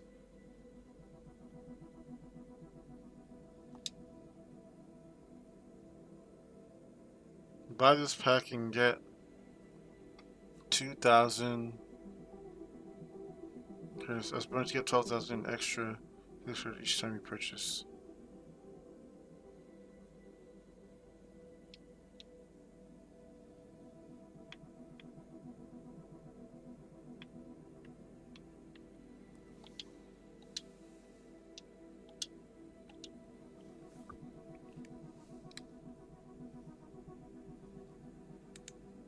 Yeah, this pisses me off.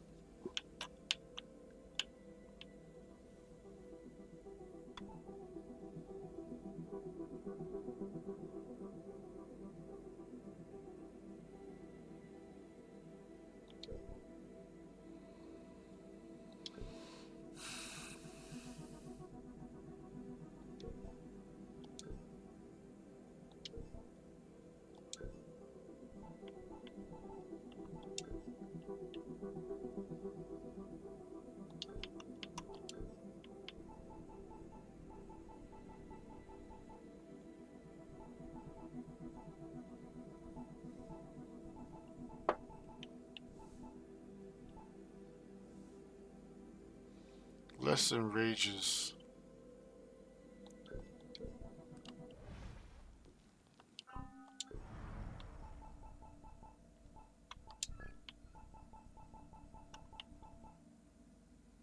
Less than rages.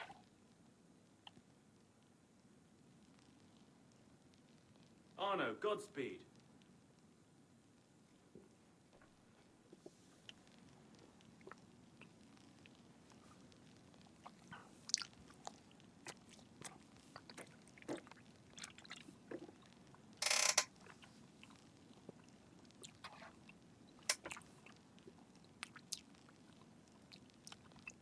Hey, Arno.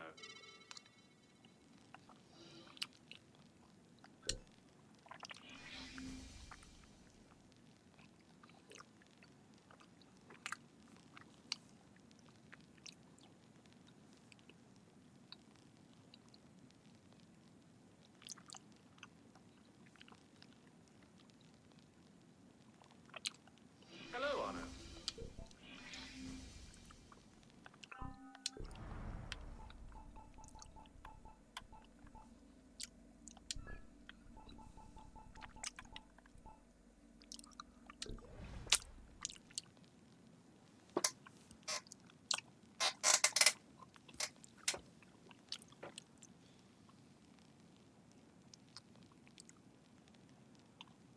Hey, Arno. The Prowler fit has to be like the hardest one.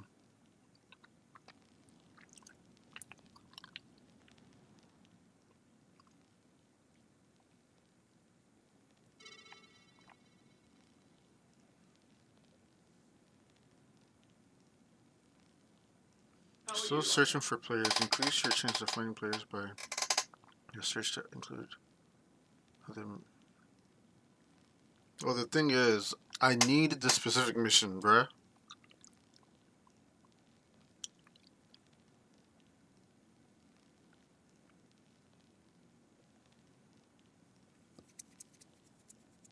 Arno, Godspeed.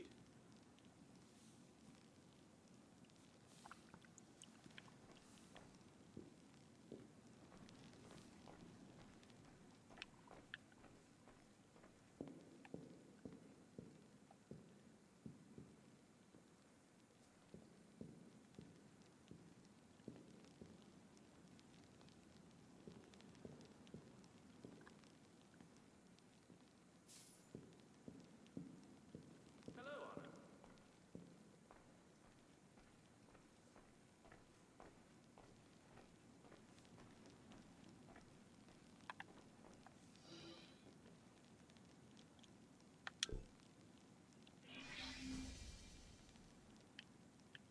Hey, Arno.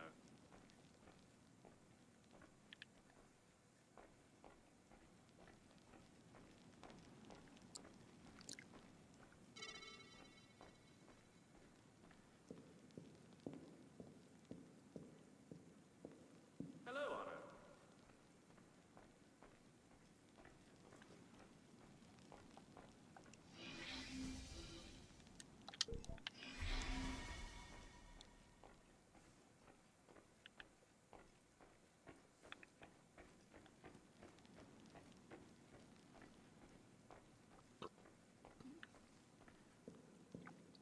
Arno, Godspeed.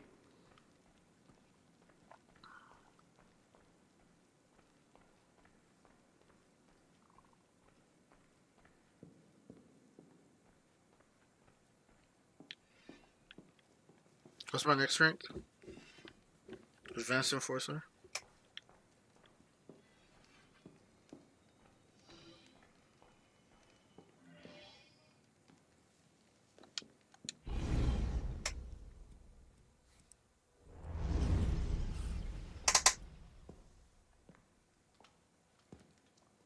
You look terrible. For months, I have been wrangling the Brotherhood. Brotherhood, the National Assembly, and the King. Taken all together, they have the political acumen of an especially stupid village council. I believe that excuses my appearance, young man. I meant no disrespect, Mentor. I'm only concerned. Forget me, Arno. Weep for France. But enough politics. I hope you have happier news. What of Lord de la Salle's murderers? The King of Beggars is dead. He was carrying this.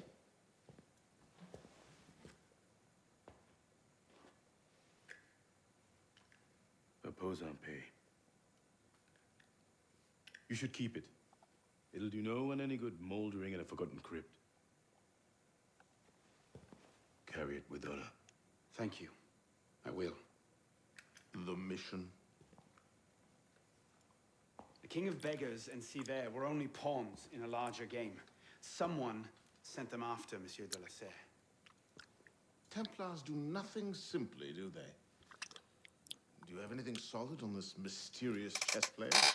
The only lead I have is the instrument that killed de la Salle. A pin fashioned by a silversmith named Germain. But how he's involved, I can't yet say. It seems your course is clear. Find the silversmith, learn what part he plays.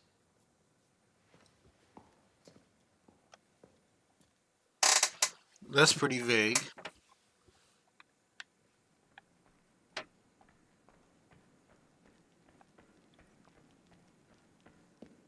Pretty vague, if you How ask are me. you, Arno?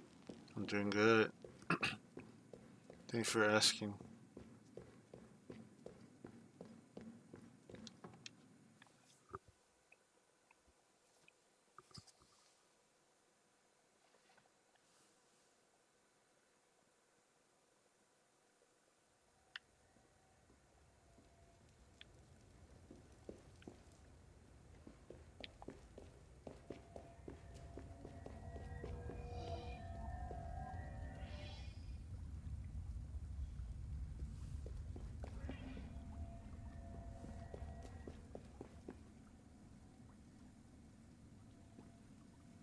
Lock and recover 4 to complete the habits of the firmament in their circulation march find their place.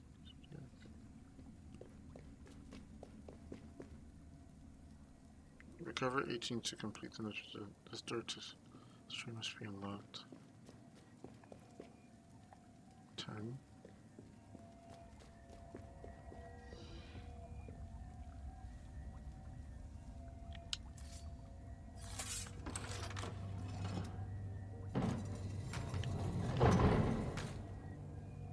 That's one down. Where does this lead to?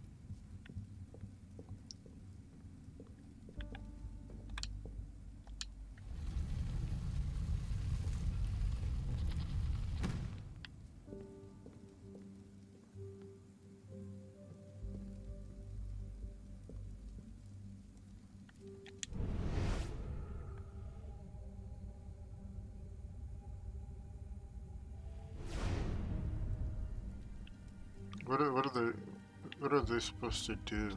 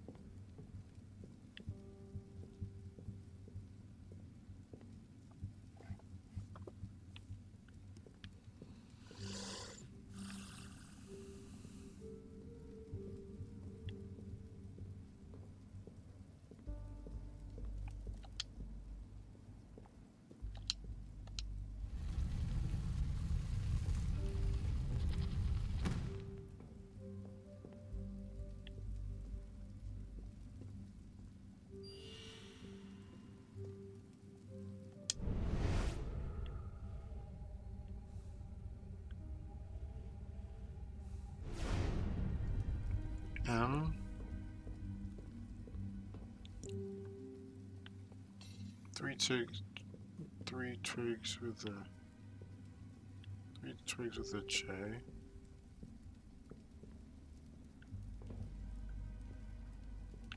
Three twigs with a J.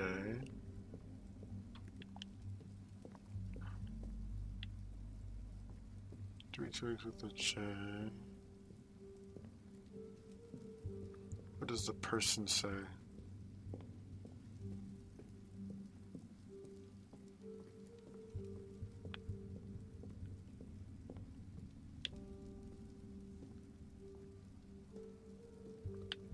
And long and extended Y.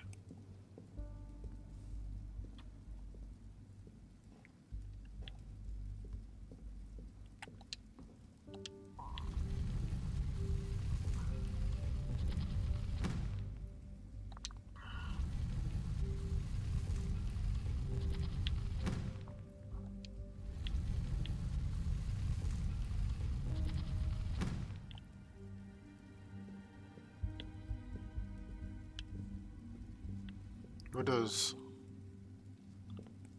the arrow point to?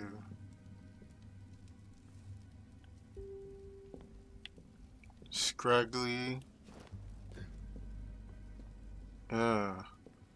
Arachnidy.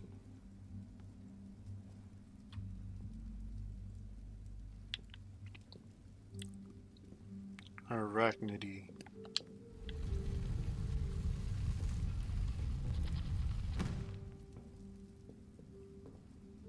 Yeah, and then what does this parallel line, parallel squiggly say?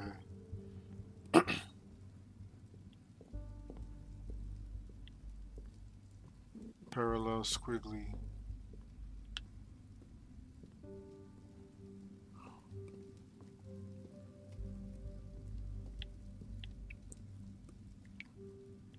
Someone with a, or am I supposed to mimic the, someone with the,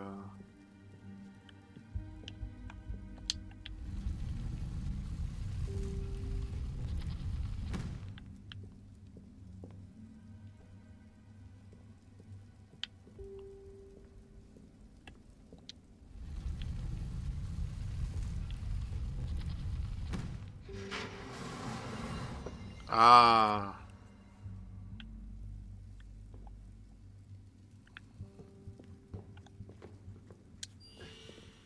Are you kidding me?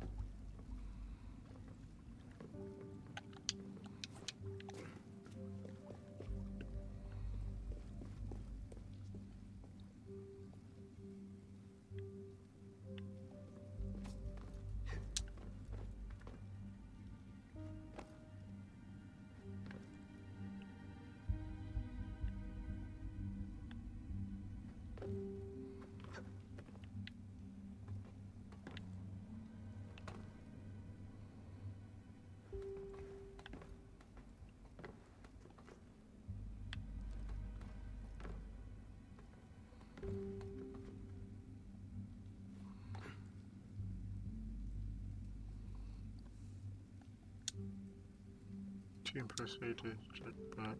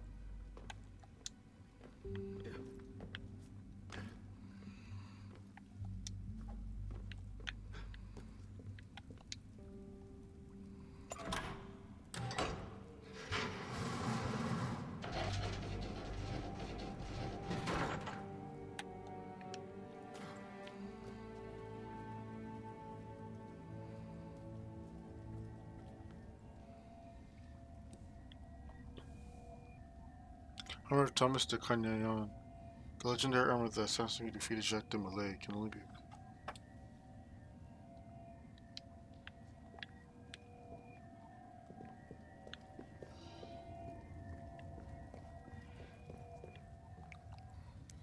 Always better to start with the hardest one first.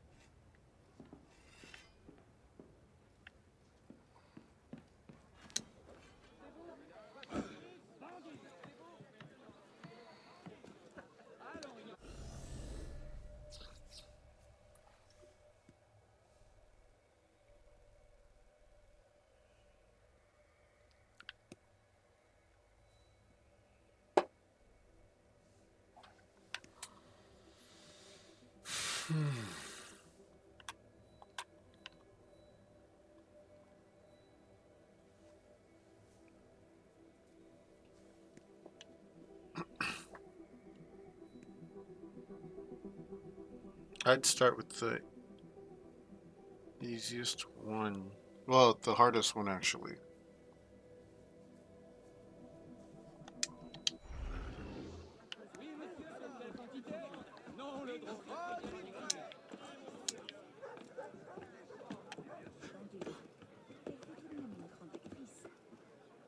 Il risque la chute à chaque instant.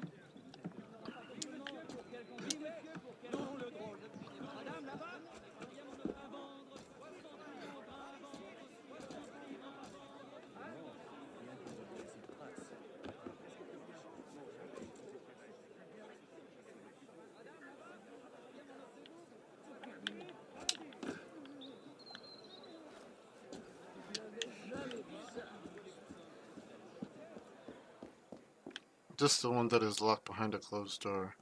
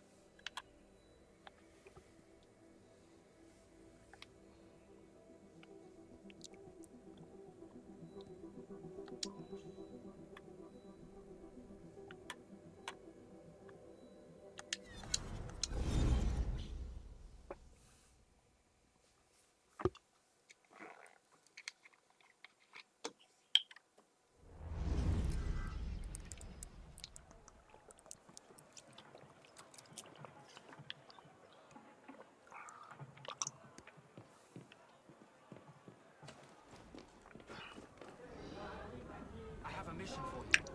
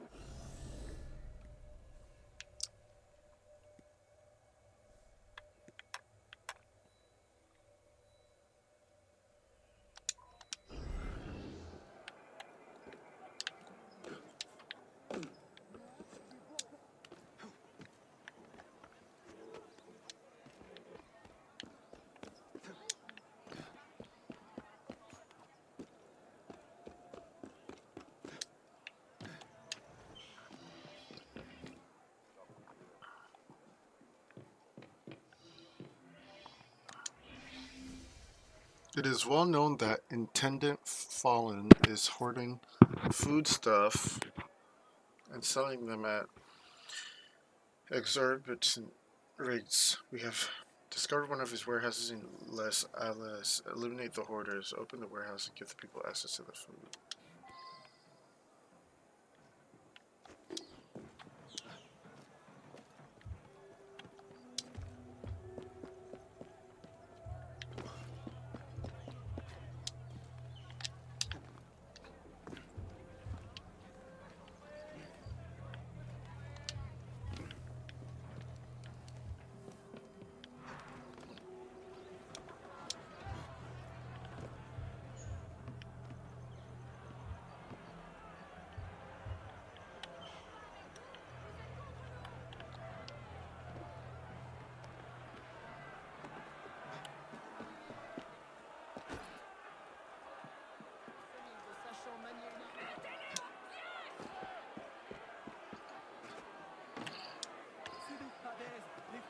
Kill the hoarders.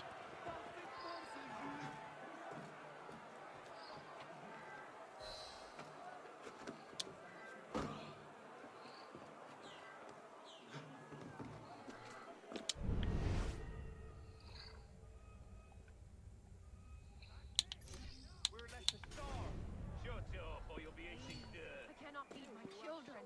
We know you have it. I will pray for you if only you give me a turnip. Get away,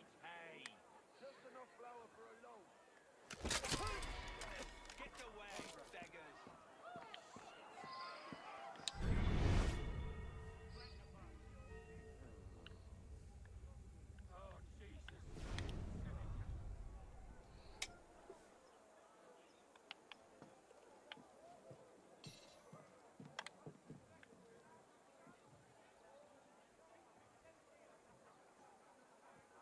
Please, I cannot feed my children.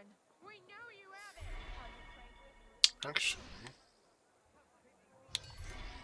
There's nothing for you here. Get away! Get away, beggars! Have pity, we need food! Get away, beggars!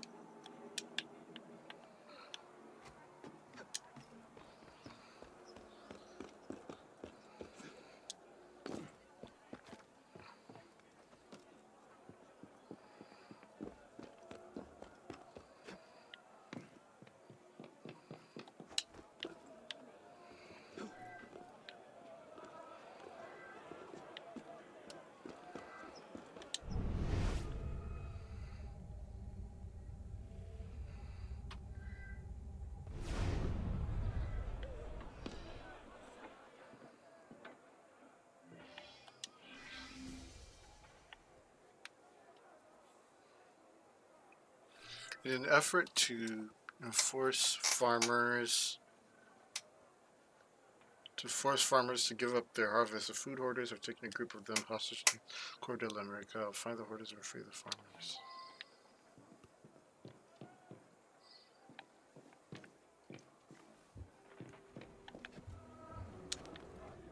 Here, brother.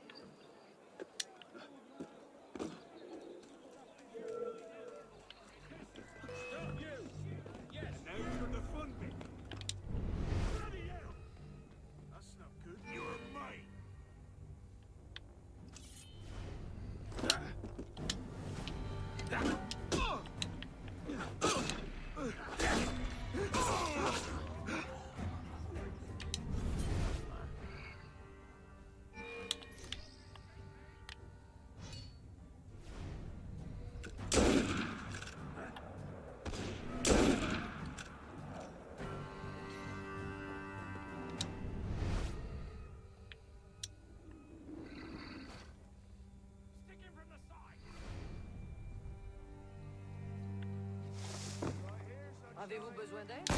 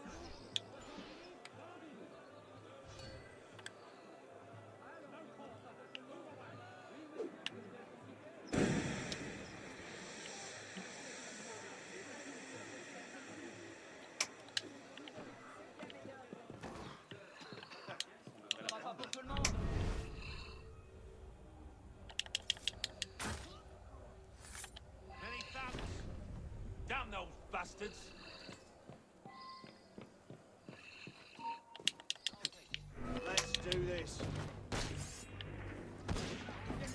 Dropping the pace, dead man.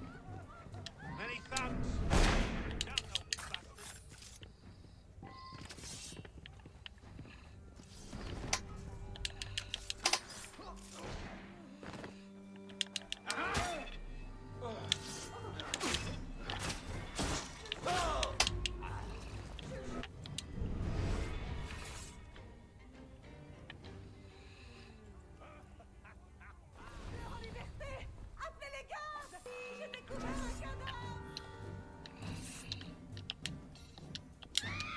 Ce n'est pas à moi de dire. Not here. Move away. Touch your claws.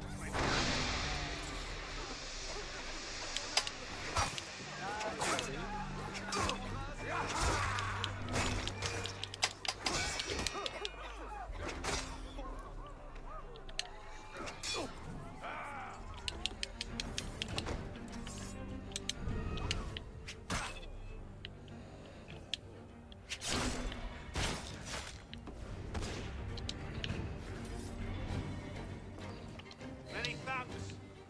Damn no bastards.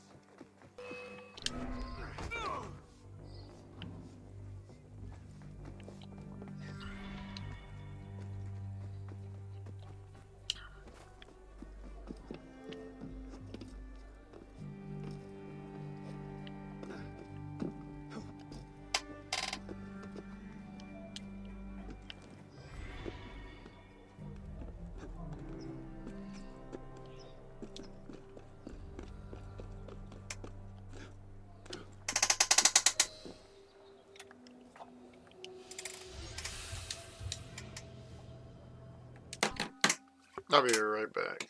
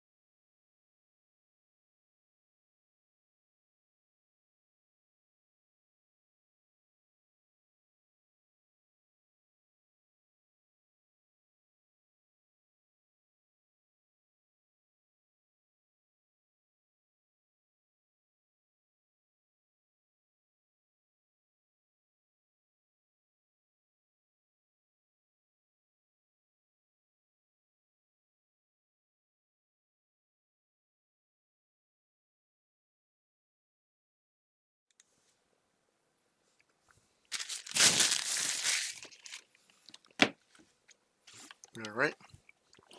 I'm back.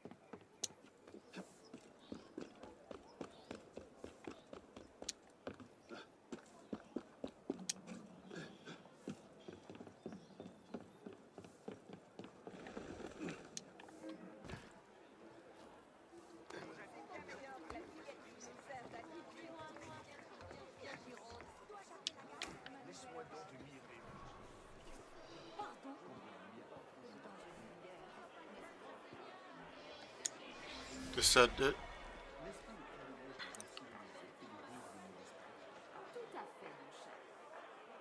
Citizens, at last, at long last, the sordid and depraved Marquis de Sade is soon to plop his head in a basket.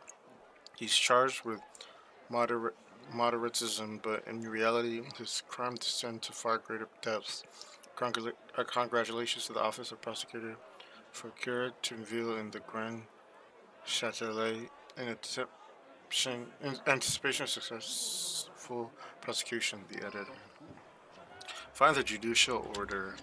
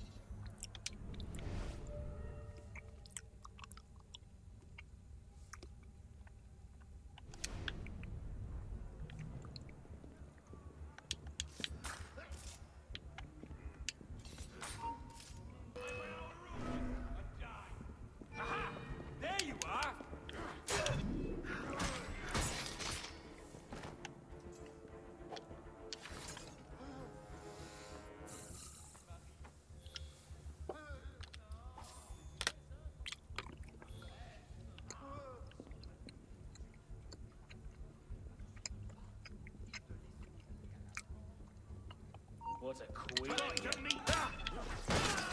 Die, mongrel! I'll make you pay!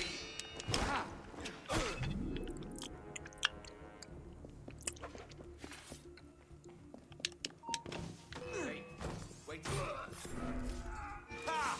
Supper!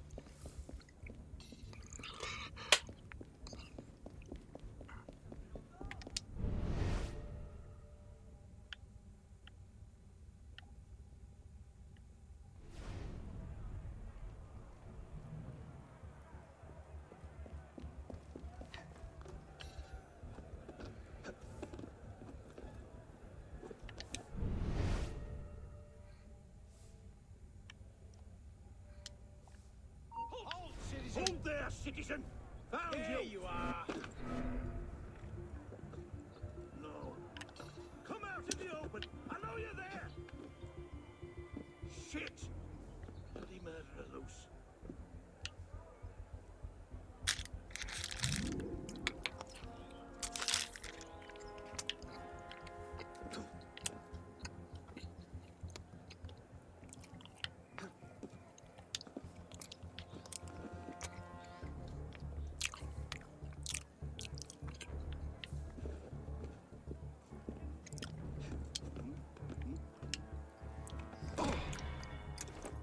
Hey, you! Stop! You and the thugs, the same.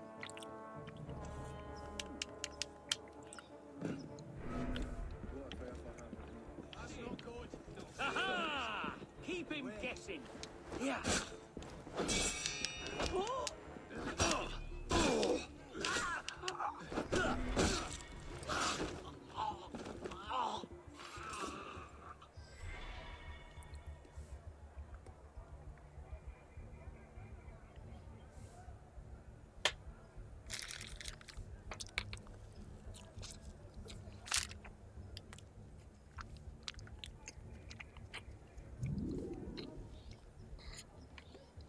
Citizen, hold a moment! Gotcha! Dead! Shit, keep your eyes open. Who the hell's killing people? That's not good. Where is it? Where?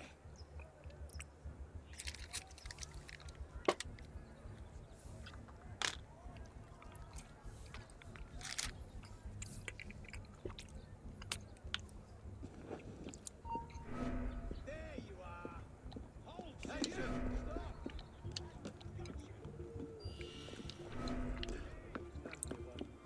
Excuse me.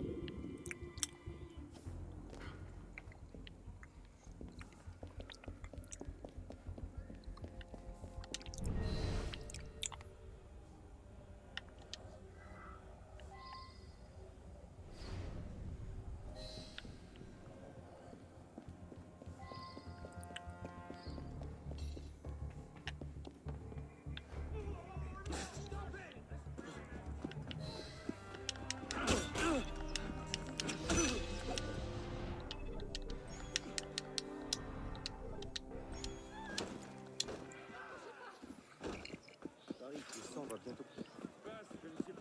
I'm here!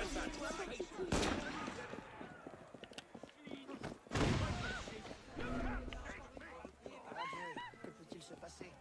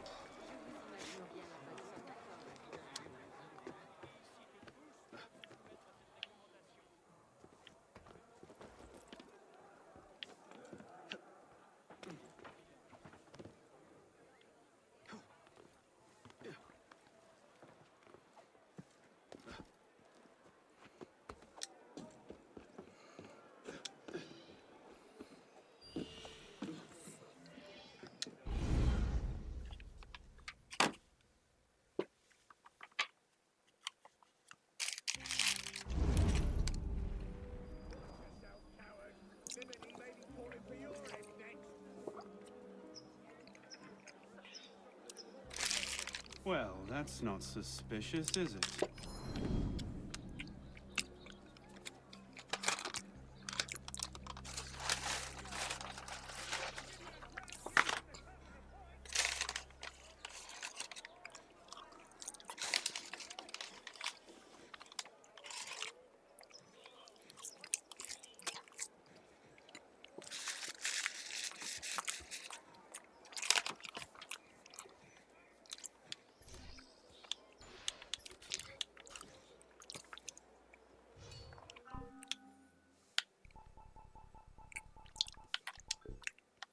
I need to go to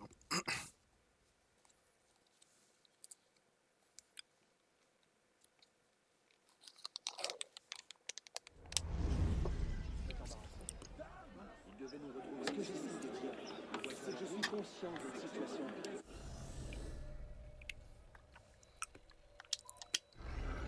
J'ai une idée. Il y a confiance, crois-moi.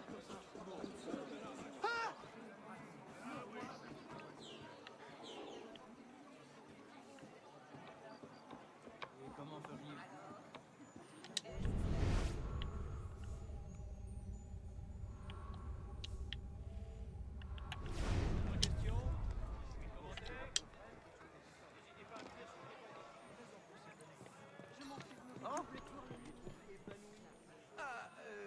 Je pense que vous trouverez seul la sortie. Tu sais, il devait nous retrouver ici. Le vois-tu alentour? Ravi de vous voir.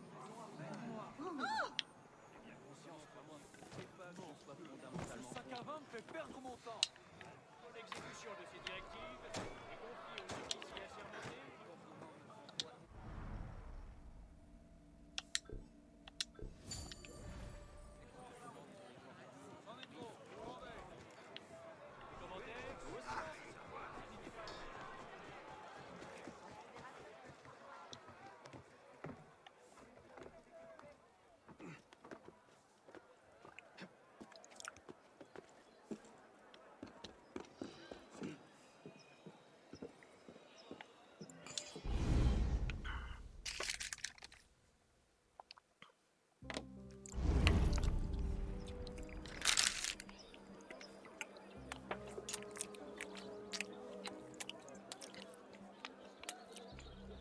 Well, that's not suspicious, is it?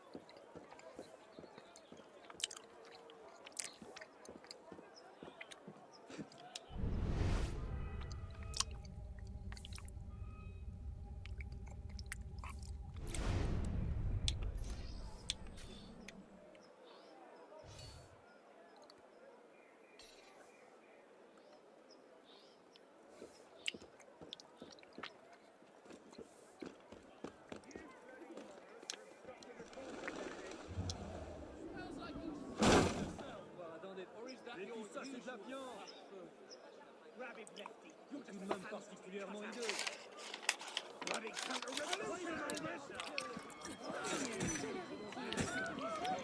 Now for the fun bit.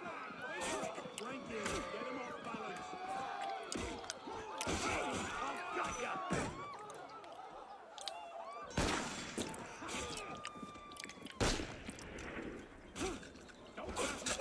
Keep pressing. Like that. Touch your jaw, adventure. Citizen, stop right there.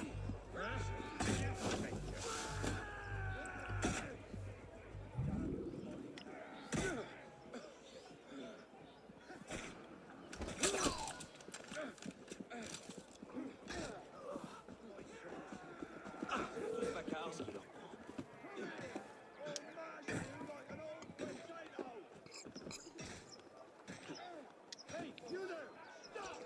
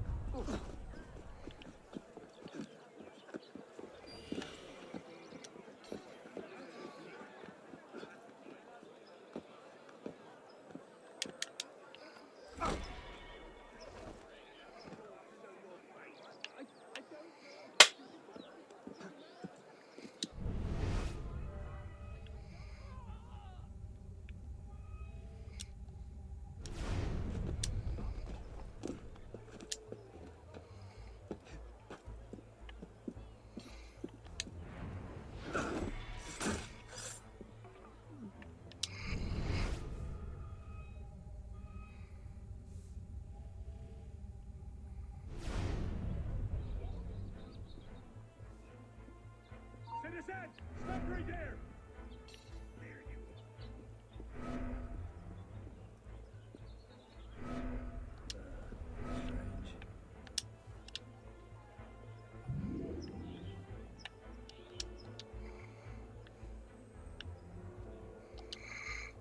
Christ, he's a shadow.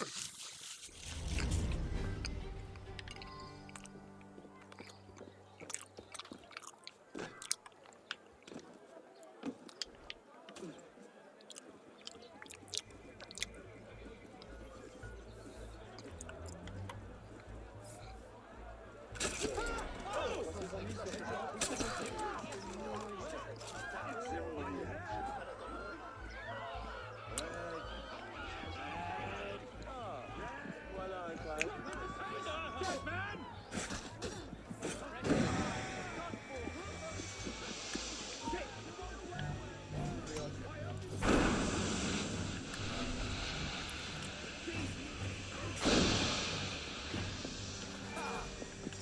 You won't bloody lose me!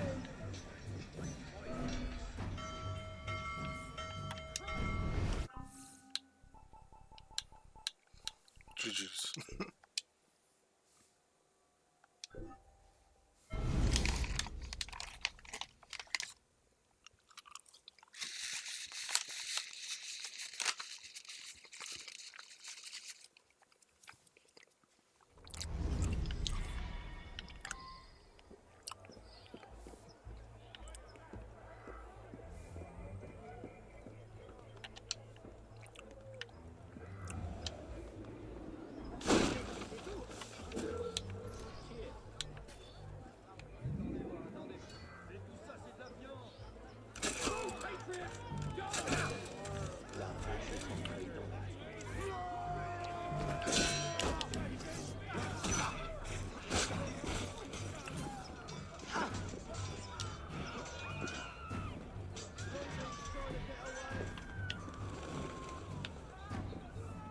That's it, break your full neck!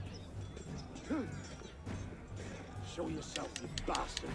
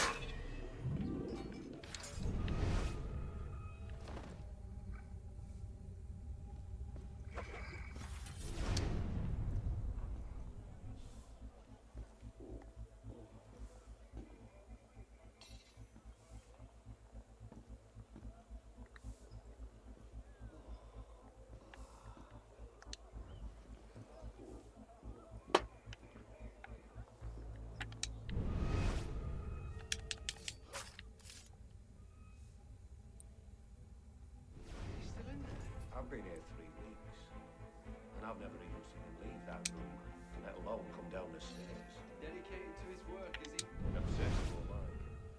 I don't think he really even knows we're here.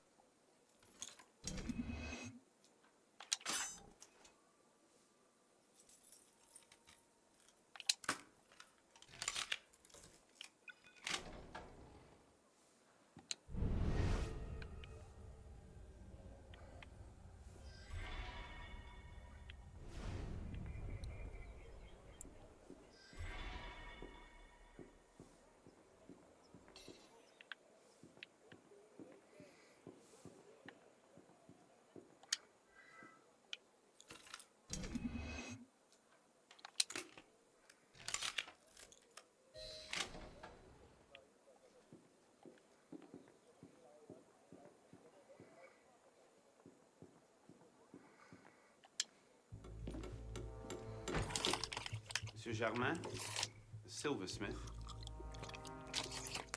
Thank God. They've been holding me for months. Please, get me out of here. First, I need to know about this. No time. I'll tell you all I know once we're away. But we must leave before the guards return. Fine, let's go. No! They'll be watching the front entrance. We'll have to go downstairs and across. Follow me then. Stay quiet.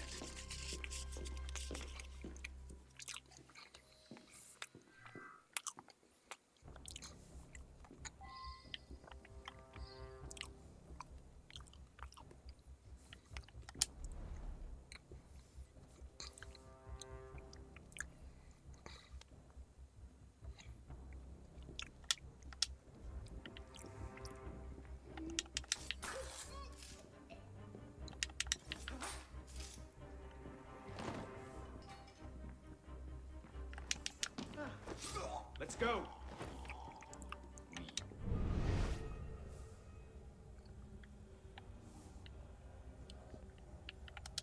Stay there.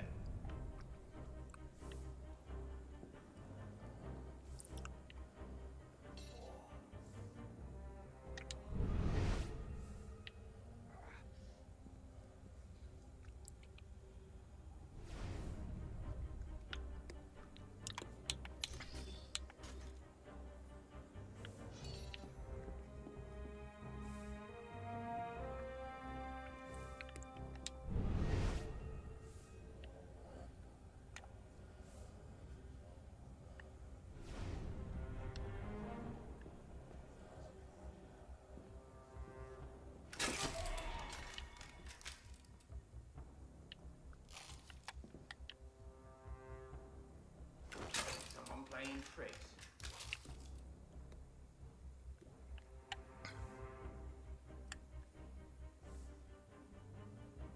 Could have sworn I was just behind it.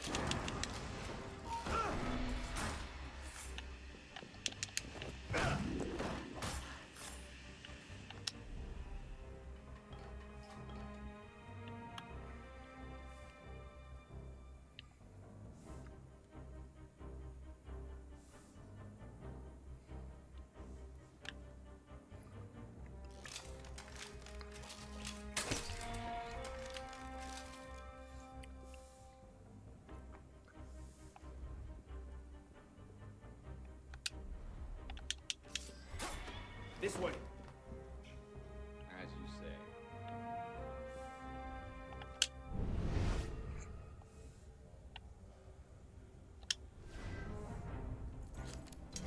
Wait here.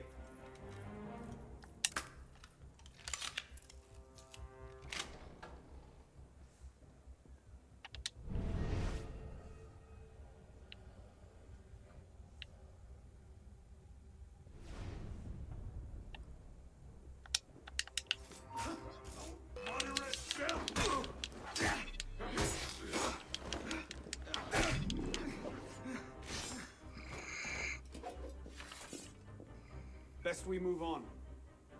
Very well.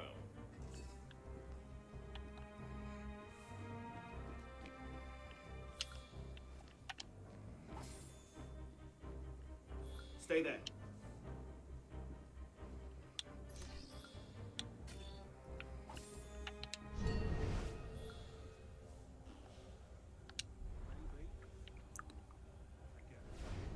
Two here.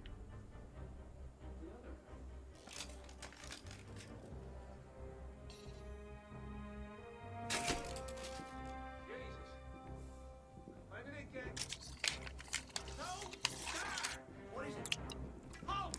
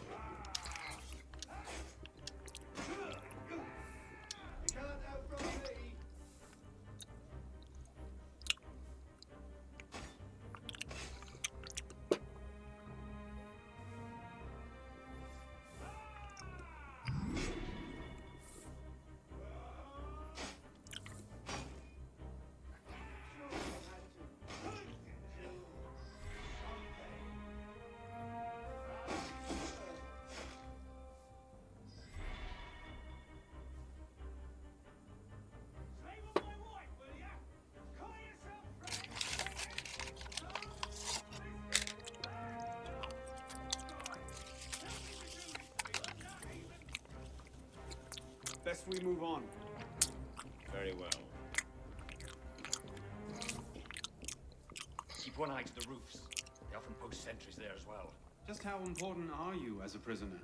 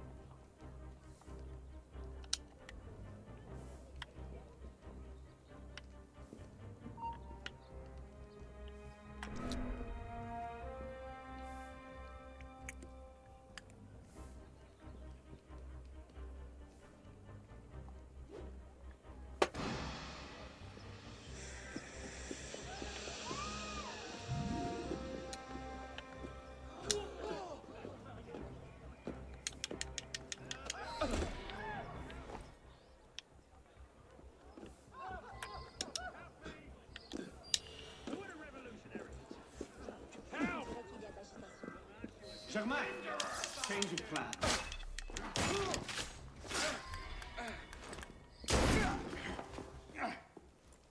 No need to do anything foolish. Let the silversmith go. Stay back.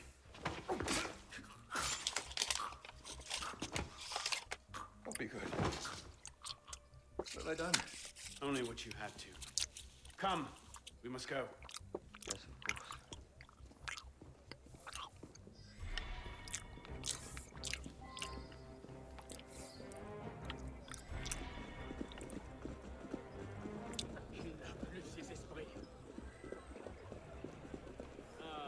Un autre client bientôt satisfait.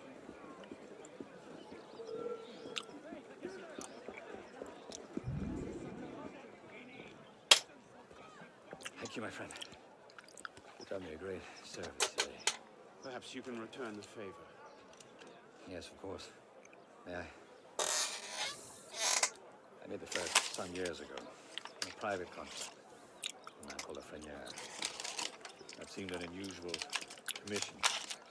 I confess curiosity got the better of me. Recently, I started to look into the Frenier's background, and what I discovered, I didn't believe it. He's a Templar. Is that what you found? Yes. I believe so. I didn't know how to take it. In any case, I was careless, and the Frenier found out about my scheme. Kept me under house arrest ever since. I do as he bids. Weapons mostly. Where can I find him? Well, Frenier is a very difficult man to pin down. Not long ago, I overheard him talking about protecting the shipments at La Halle Sounded ominous, whatever he meant. When I ask, why are you so interested in him? He killed someone very dear to me. I want to know why. I see. You have my sympathies. I will come looking for you again. Make yourself scarce. Yes, I believe I might.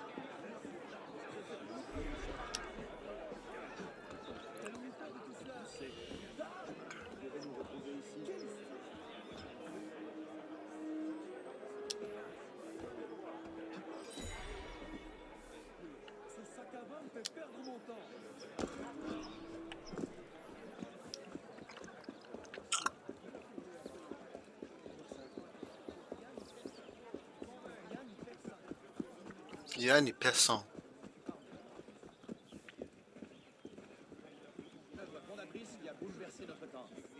L'homme qui a inspiré la création de l'Assemblée. On ne voit pas ça tous les jours.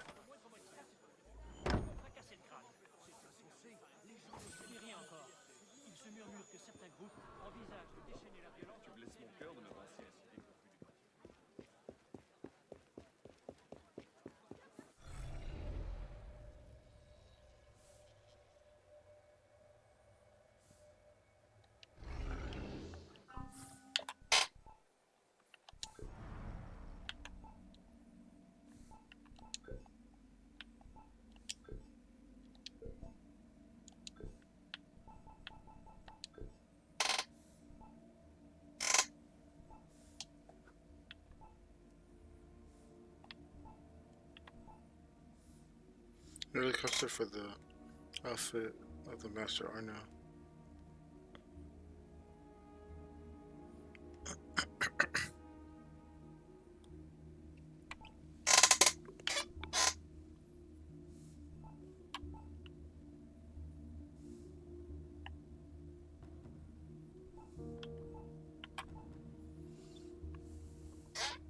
Guard of the Frontier outfit, the outfit of the French guard.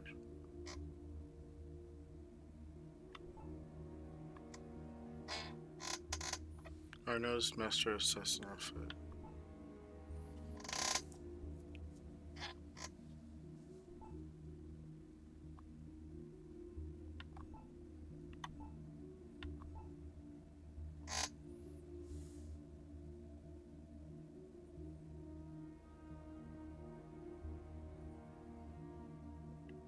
This is so honorary.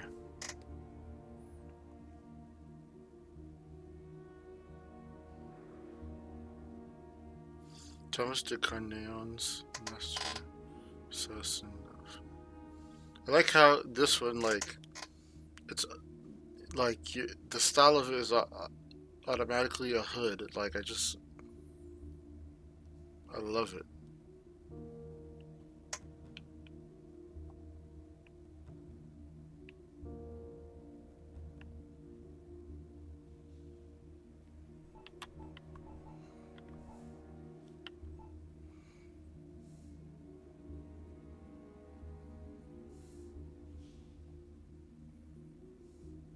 How did you take this robe off, though? And the way it's designed, I doubt you would smell sweat or anything.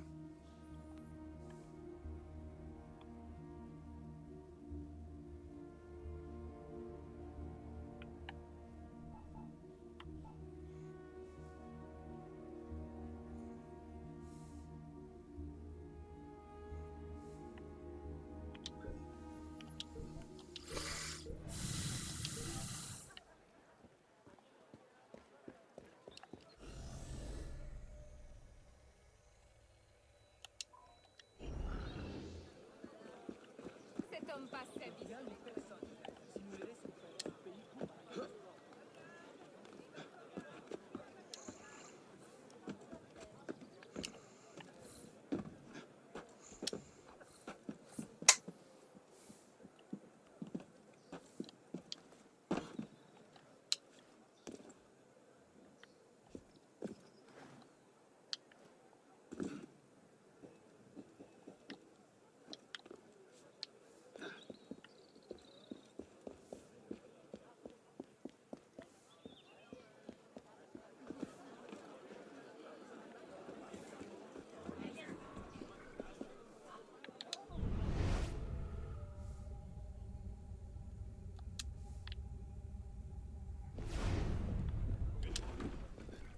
Aujourd'hui.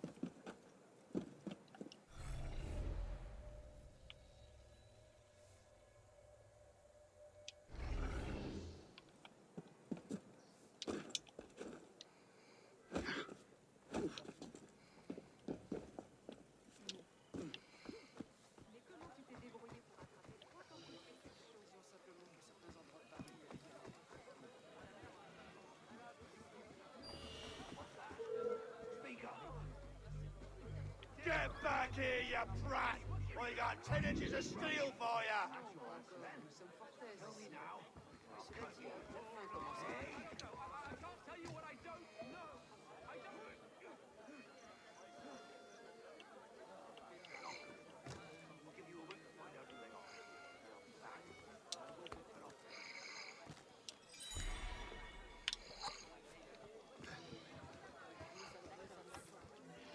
I am the Chevalier d'Eon, master swordsman, diplomat, and sometimes spy. What? Do not be confused by my attire. I simply prefer to clothe myself in female garb. It is a little confusing. You are an assassin. I'm hoping you can help me, but first, I'd like to ensure that you're the man for the job. There are several swordsmen who will test your acumen. Challenge each of them and draw first blood. And watch you don't step on my dress.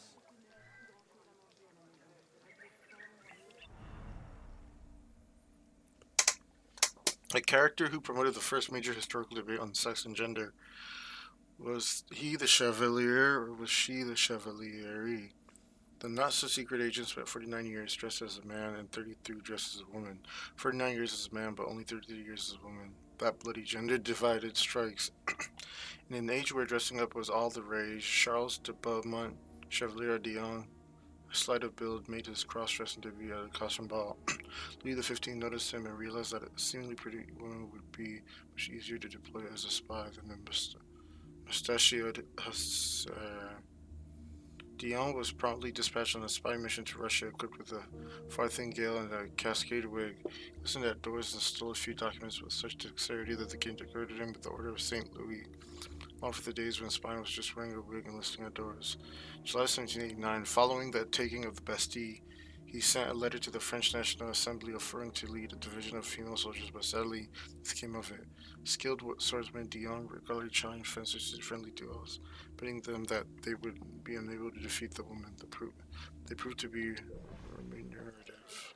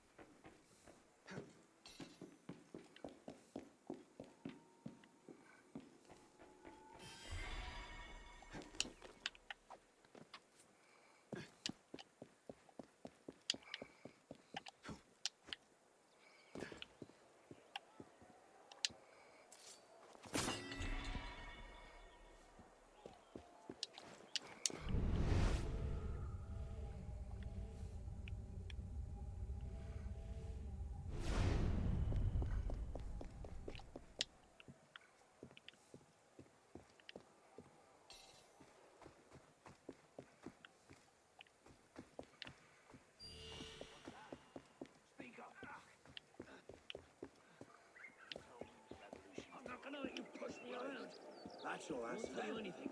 Tell me now.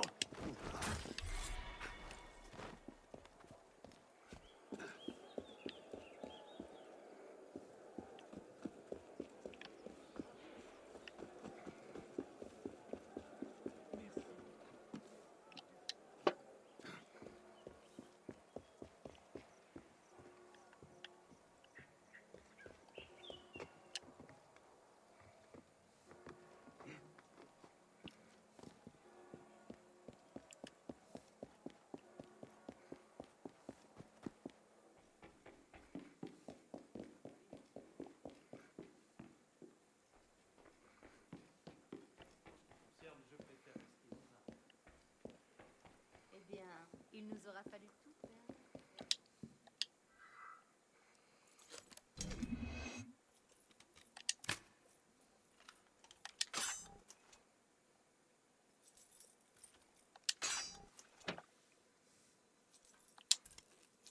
Damn it.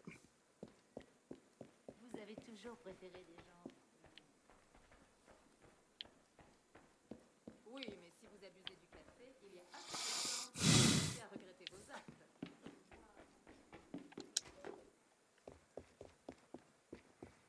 I would have to come back with a lock.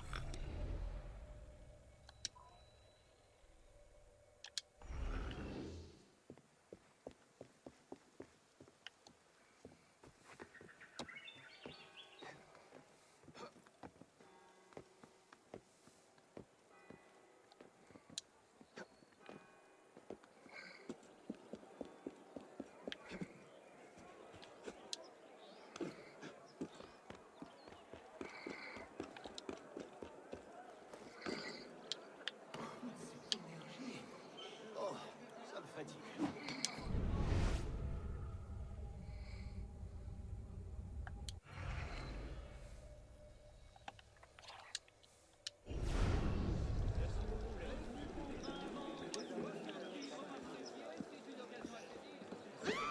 Autant d'agitation.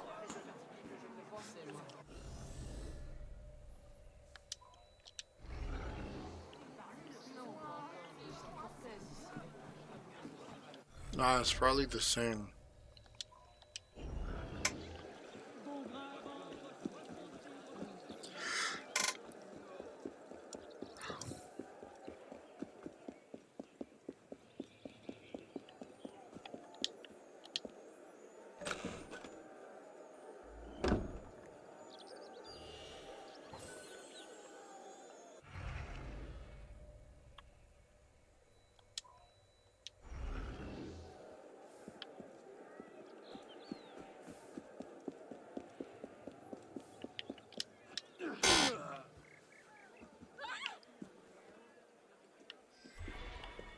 Ce n'était pas moi.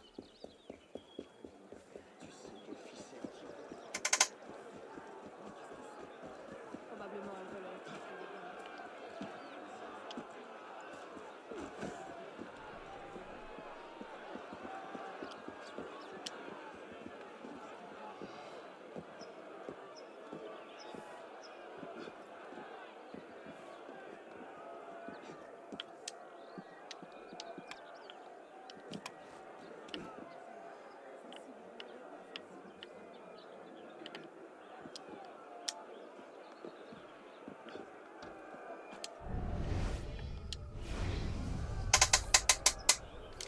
This is Scorpio. At the foot of the Saint Twin Brothers, the tree of justice plunges its ancient roots, scarred by heavenly wrath.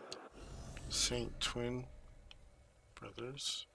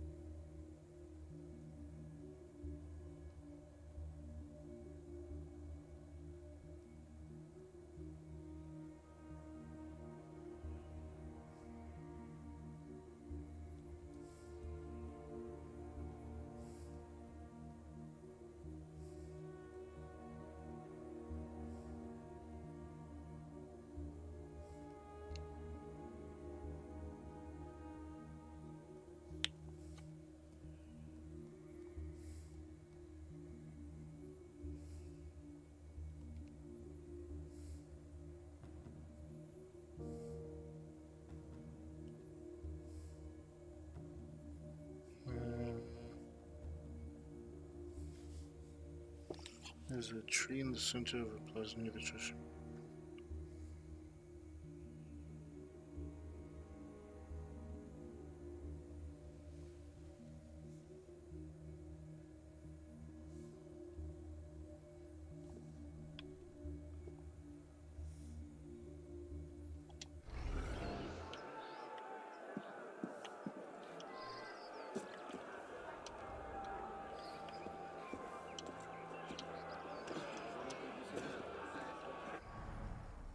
At the foot of the Saint Twin Brothers, the tree of justice plunges its ancient roots, described by heavenly wrath.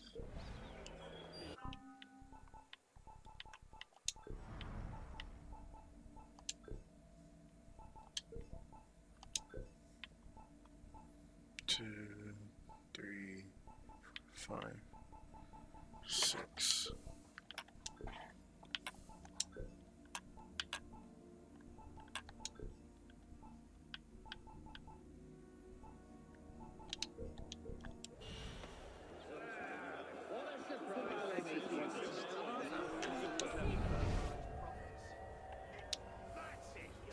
Sanctuary of bishops by birth, stronghold, knowledge for life, the stony edifice follows the census of its name. Sanctuary of bishops by birth, stronghold of knowledge for life, the stony edifice follows the census by its name.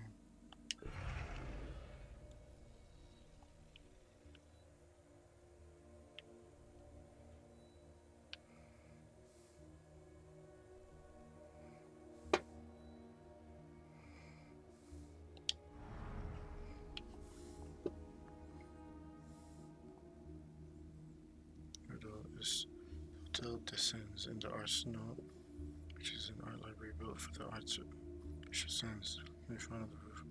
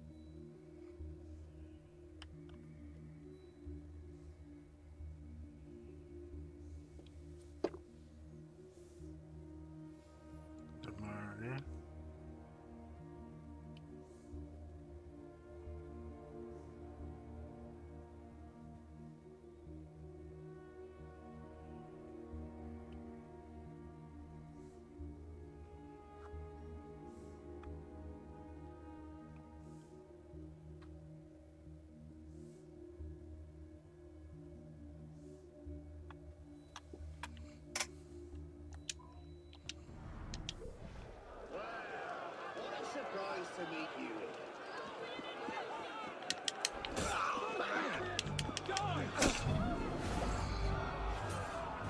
What a rabid rat.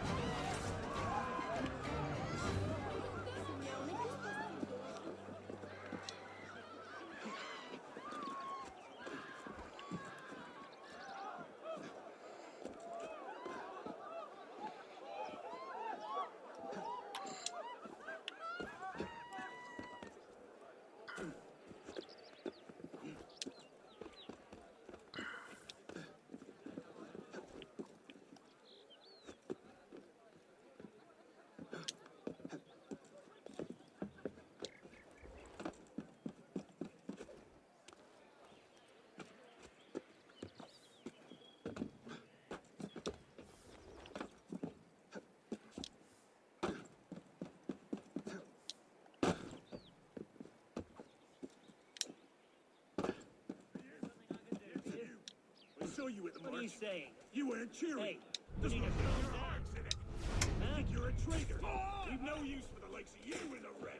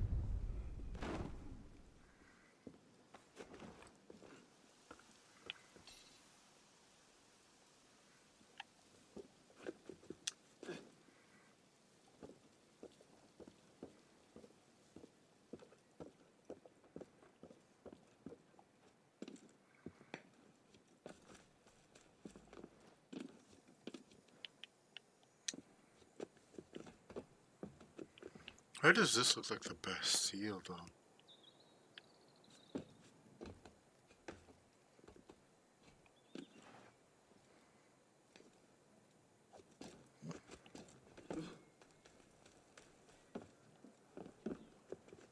Is this the best seal?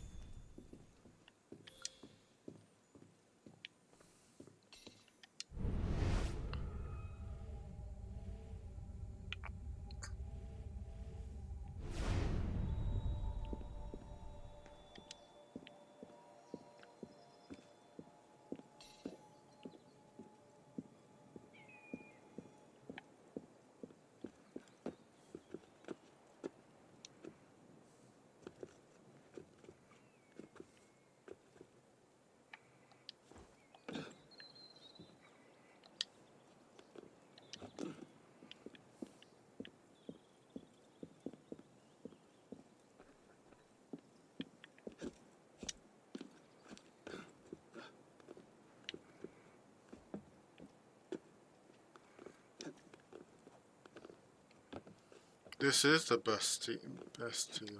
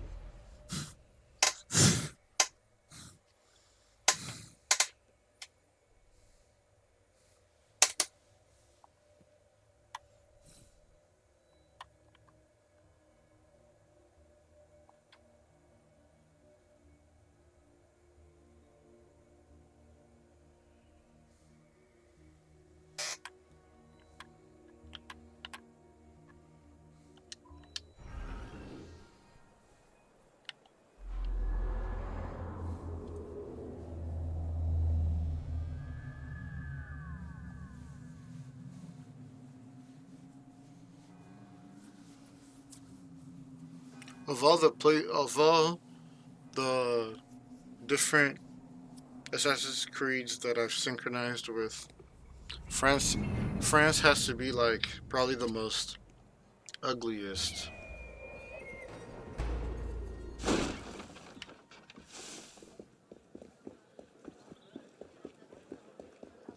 Un homme comme on en voit peu.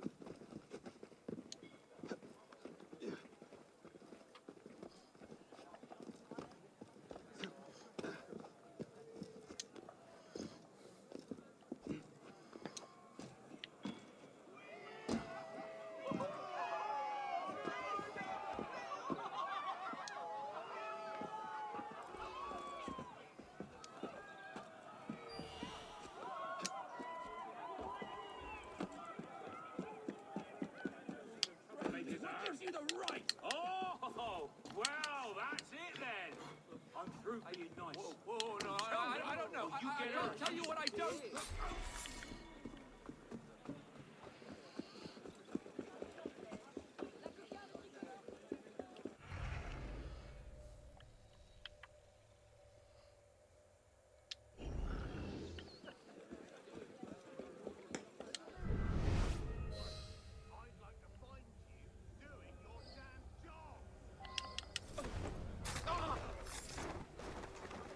Madame Bertin, I presume. Oh, you must be Charlotte's friend. I came here to recover my work from these scoundrels, but Say no more. Get yourself to safety. I'll deal with this.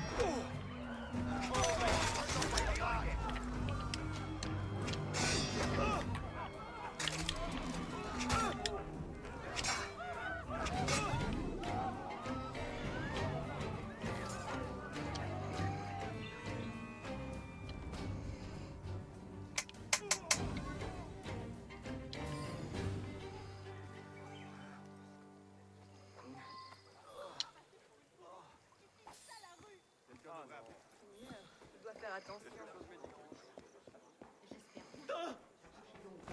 Je veux juste m'en aller. Franchement.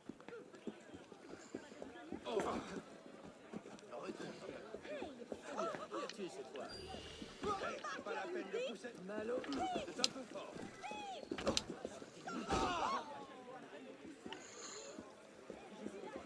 Mais...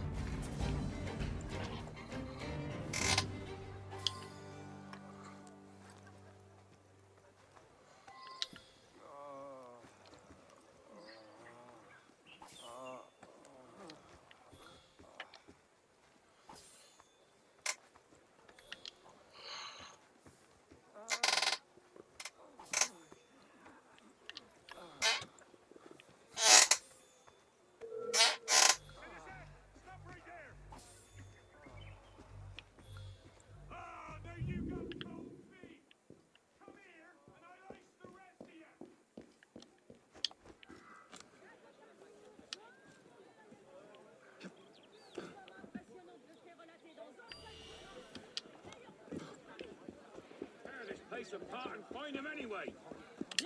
Tell me.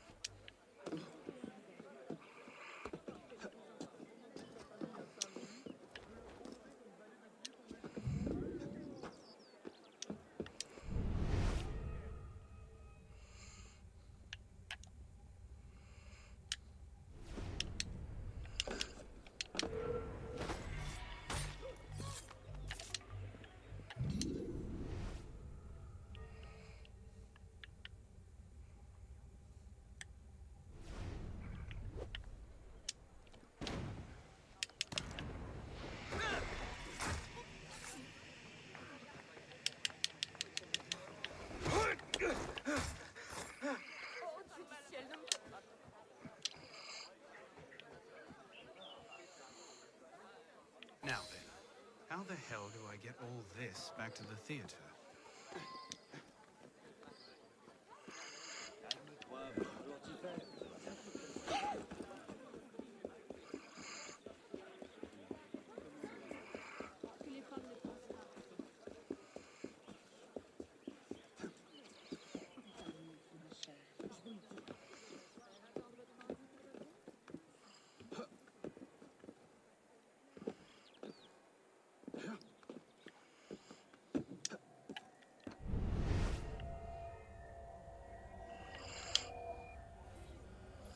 square with a shifting name replaced a field where sovereign was filled from horse, arches and close trees where a bronze base.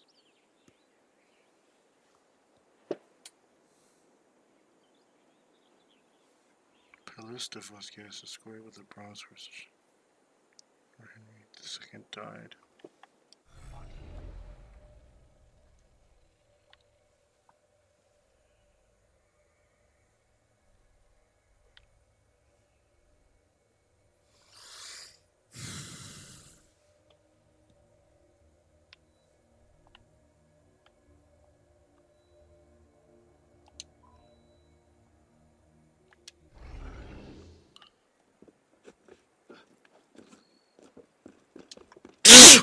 Excuse me.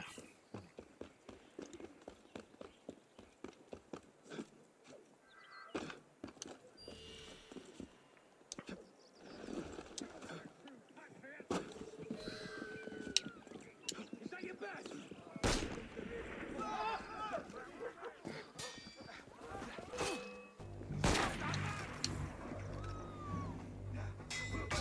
I'll get you,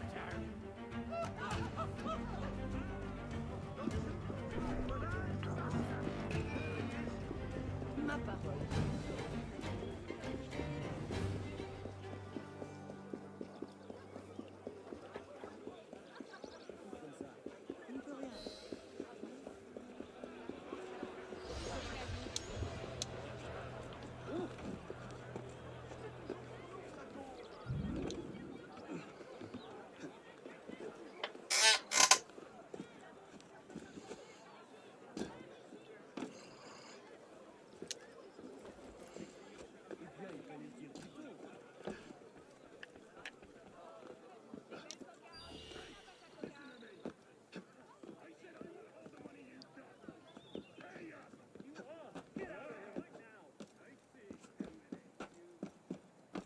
You want some trouble? Now you've got some. I can cut your eye out. You want me to do that? Do you?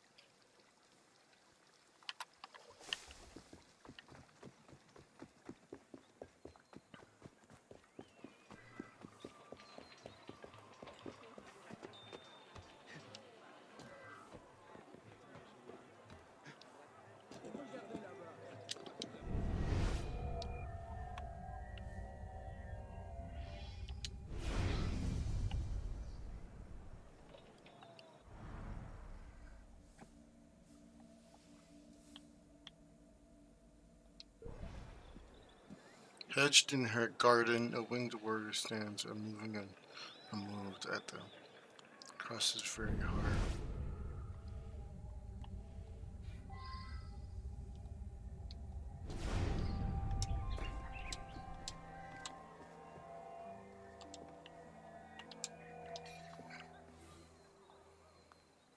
Forevermore, the warrior fights her ceaseless battle. She takes aim, her steady spirit poised against demons.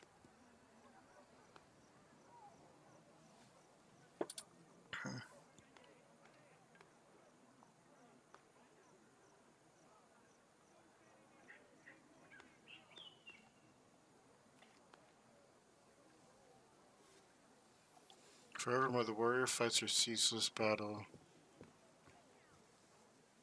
She takes aim, her steady spear poised against demons.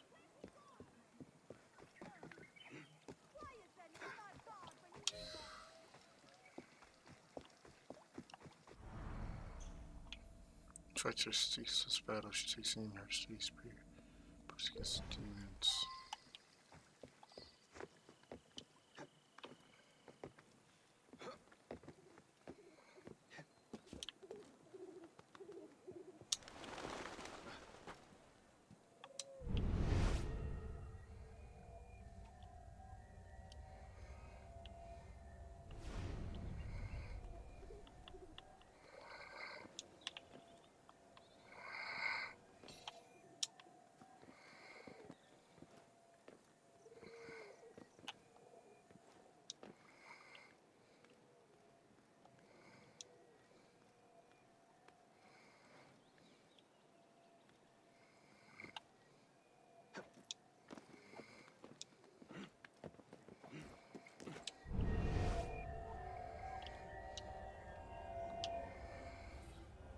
To be punished or to be amused, the green heritage of Daedalus sees the lofty bishop looming over the resting rook.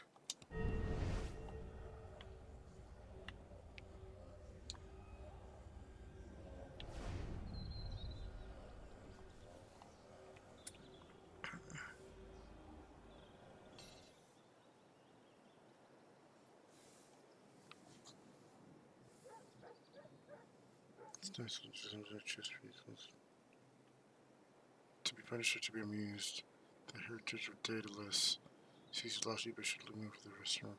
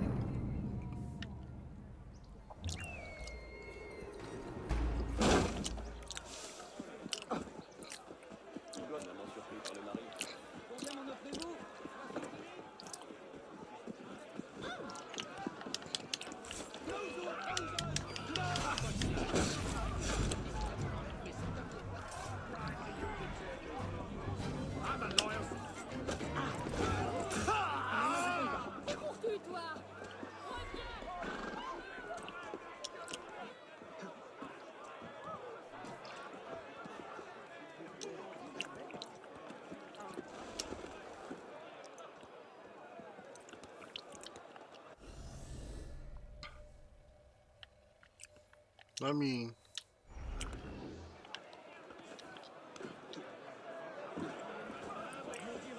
Regardez où vous allez.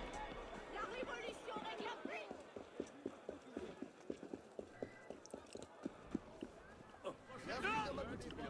I have a mission for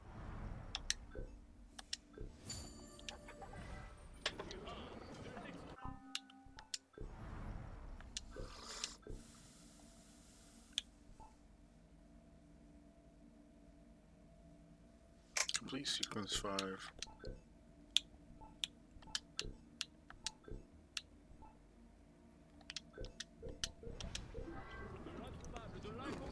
Il y a de tout dans mes coffres à merveille. Eh bien, même les latrines. Bien calme aujourd'hui.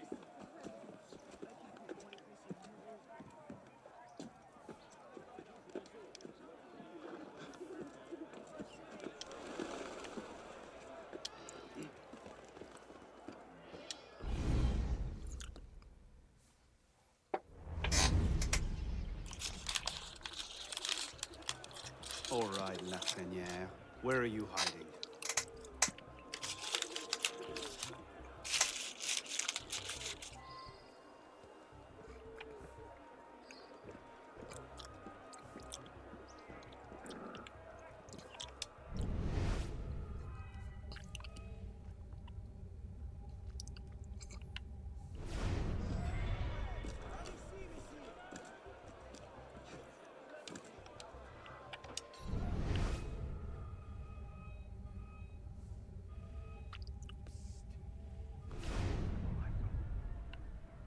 Is that a 74 shadow diff? Just the thing to make guard duty better. If the captain sees, Let me take you around the back. Anyone asks, we saw an unguarded entrance and decided to plug the gap in security. plug a gap in security. I like that.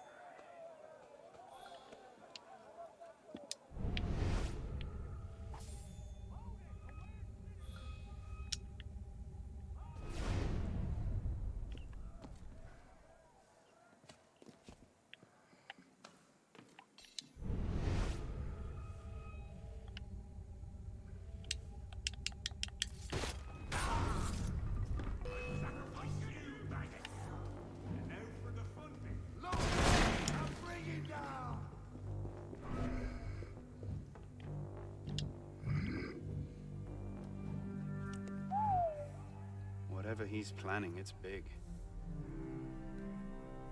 And now I know where to find you, Grandmaster.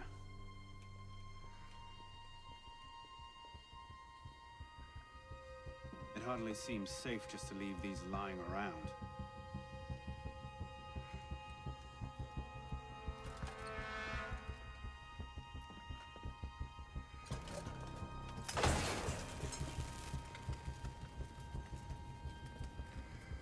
Nom de Dieu!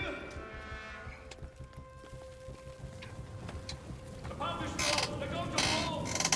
No, of course it can't be that easy, can it?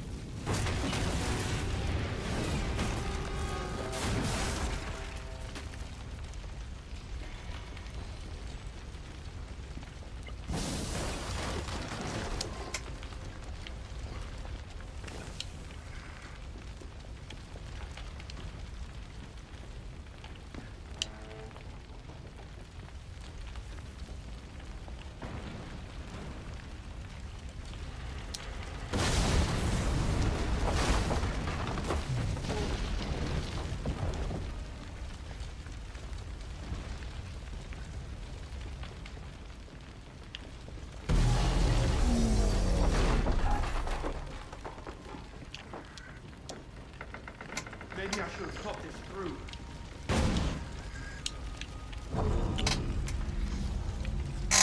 Yeah, maybe you should have. Thinking that you didn't have an escape out.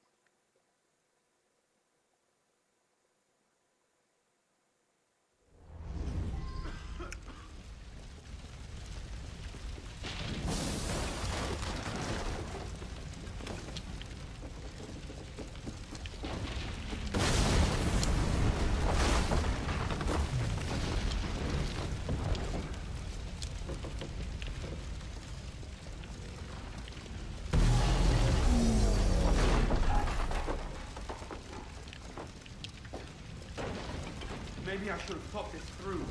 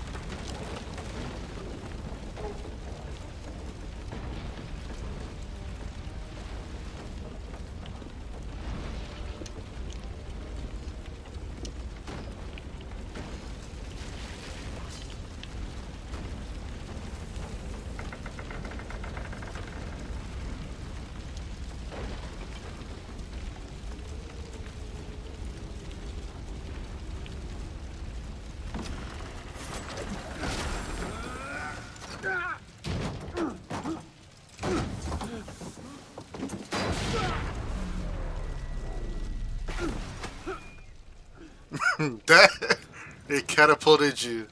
Hide in plain sight. Right.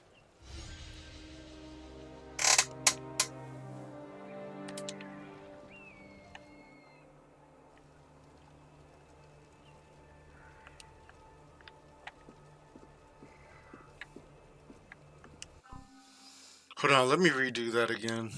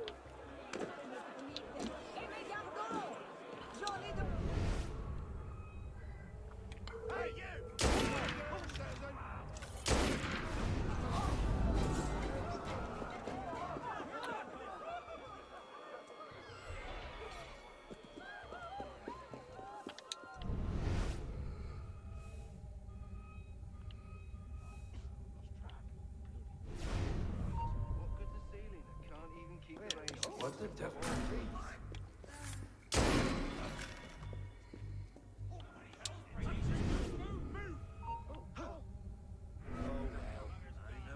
things to do anyway. Coming for us now, are you? Now, someday, I'm going out of living room. Bloody hell. Tremblay. Well, now. Bastard! Something's wrong here. Hey, who's coming up the shack? That is a distressingly large number of guns. Lafreniere must be planning something big.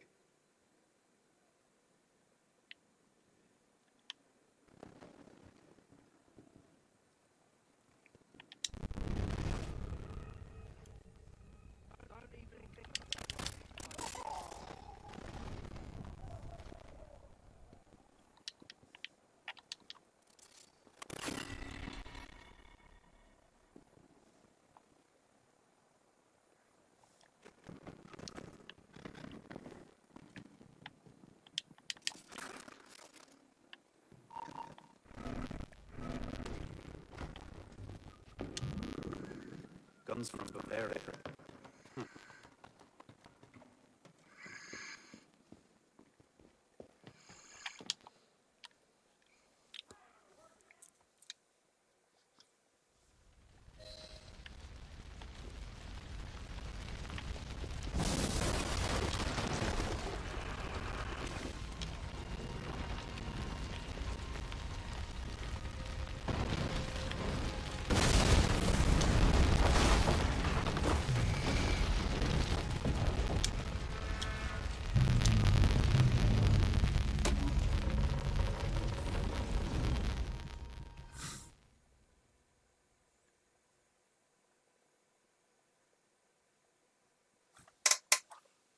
That was wrong.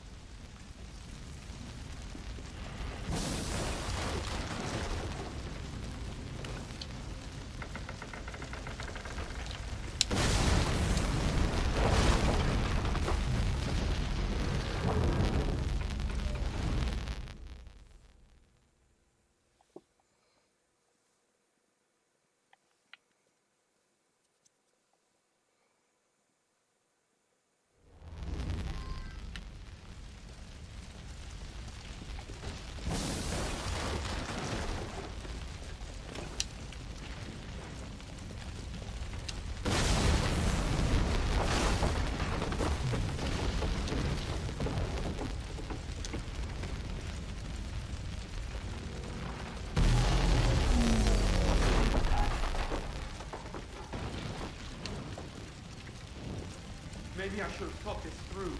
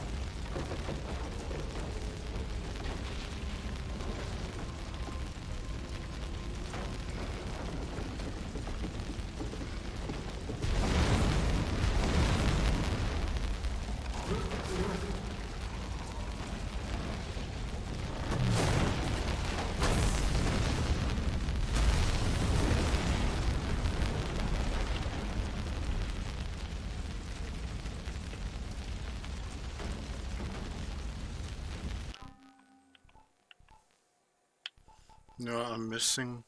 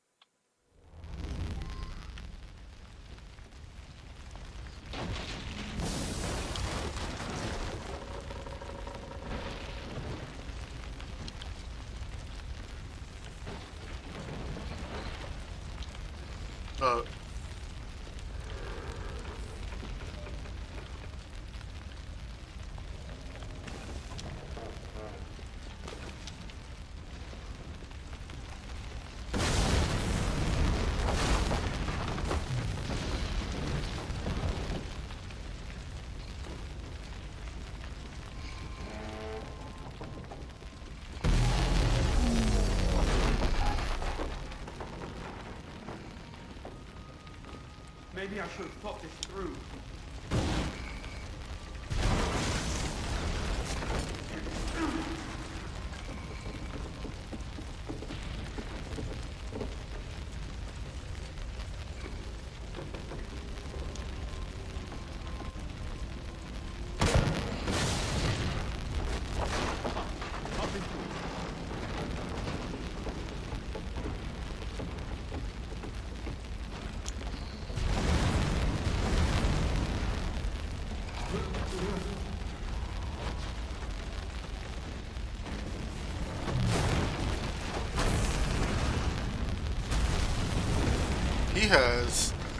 He has good upper body strength for real.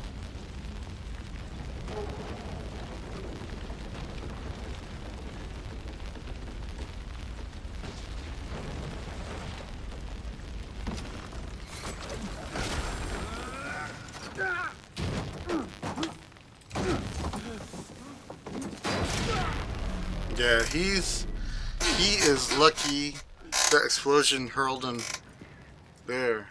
Hide in plain sight. Right.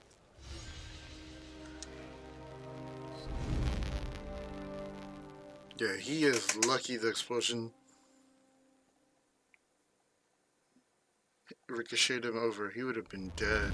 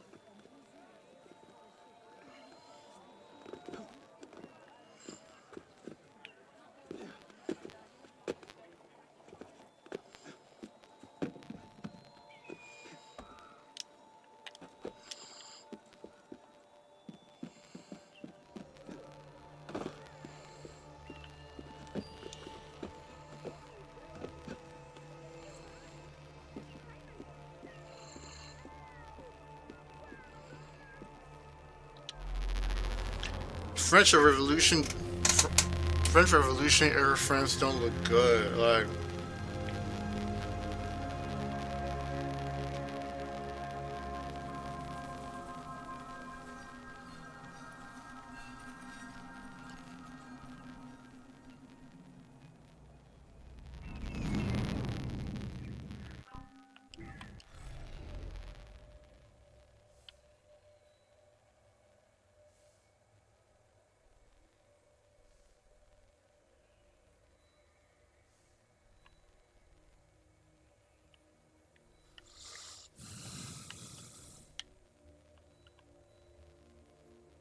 Grandmaster of the Paris right, critiquing Lafreniere is rallying the forces at Cimetière des Innocents. Kill him and stop the attack.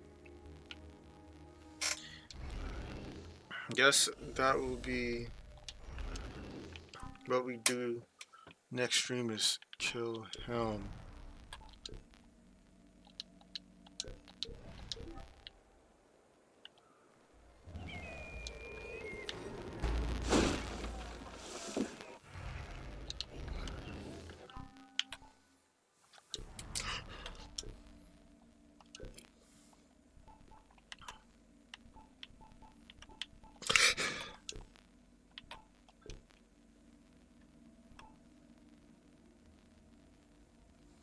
Improve fandom.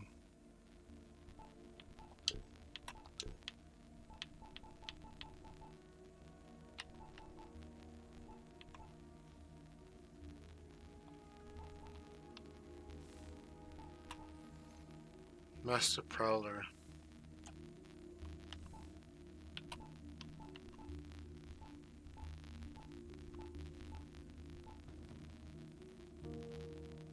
I own it.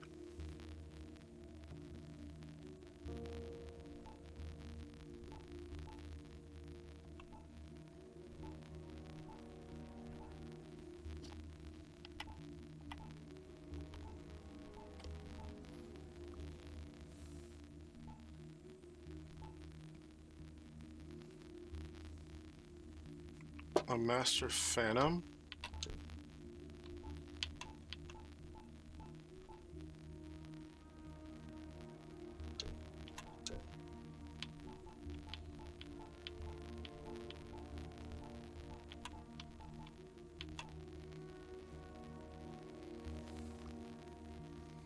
Master realized Beth almost caught the tornado herself.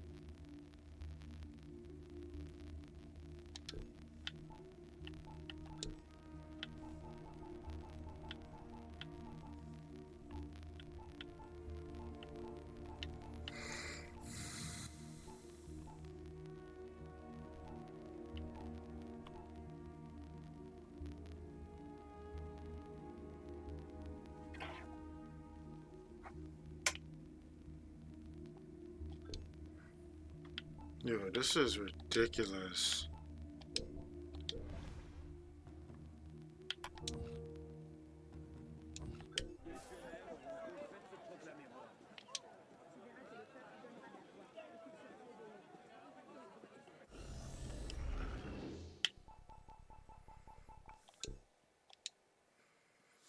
Alright, I'm gonna end it right here. I'm progressing the game alright, but it's so annoying that I don't even get the I can't lock the stuff that I want because I need they're locked behind co-op. Like, but it's whatever. La Friene, or the next Grandmaster that we're after.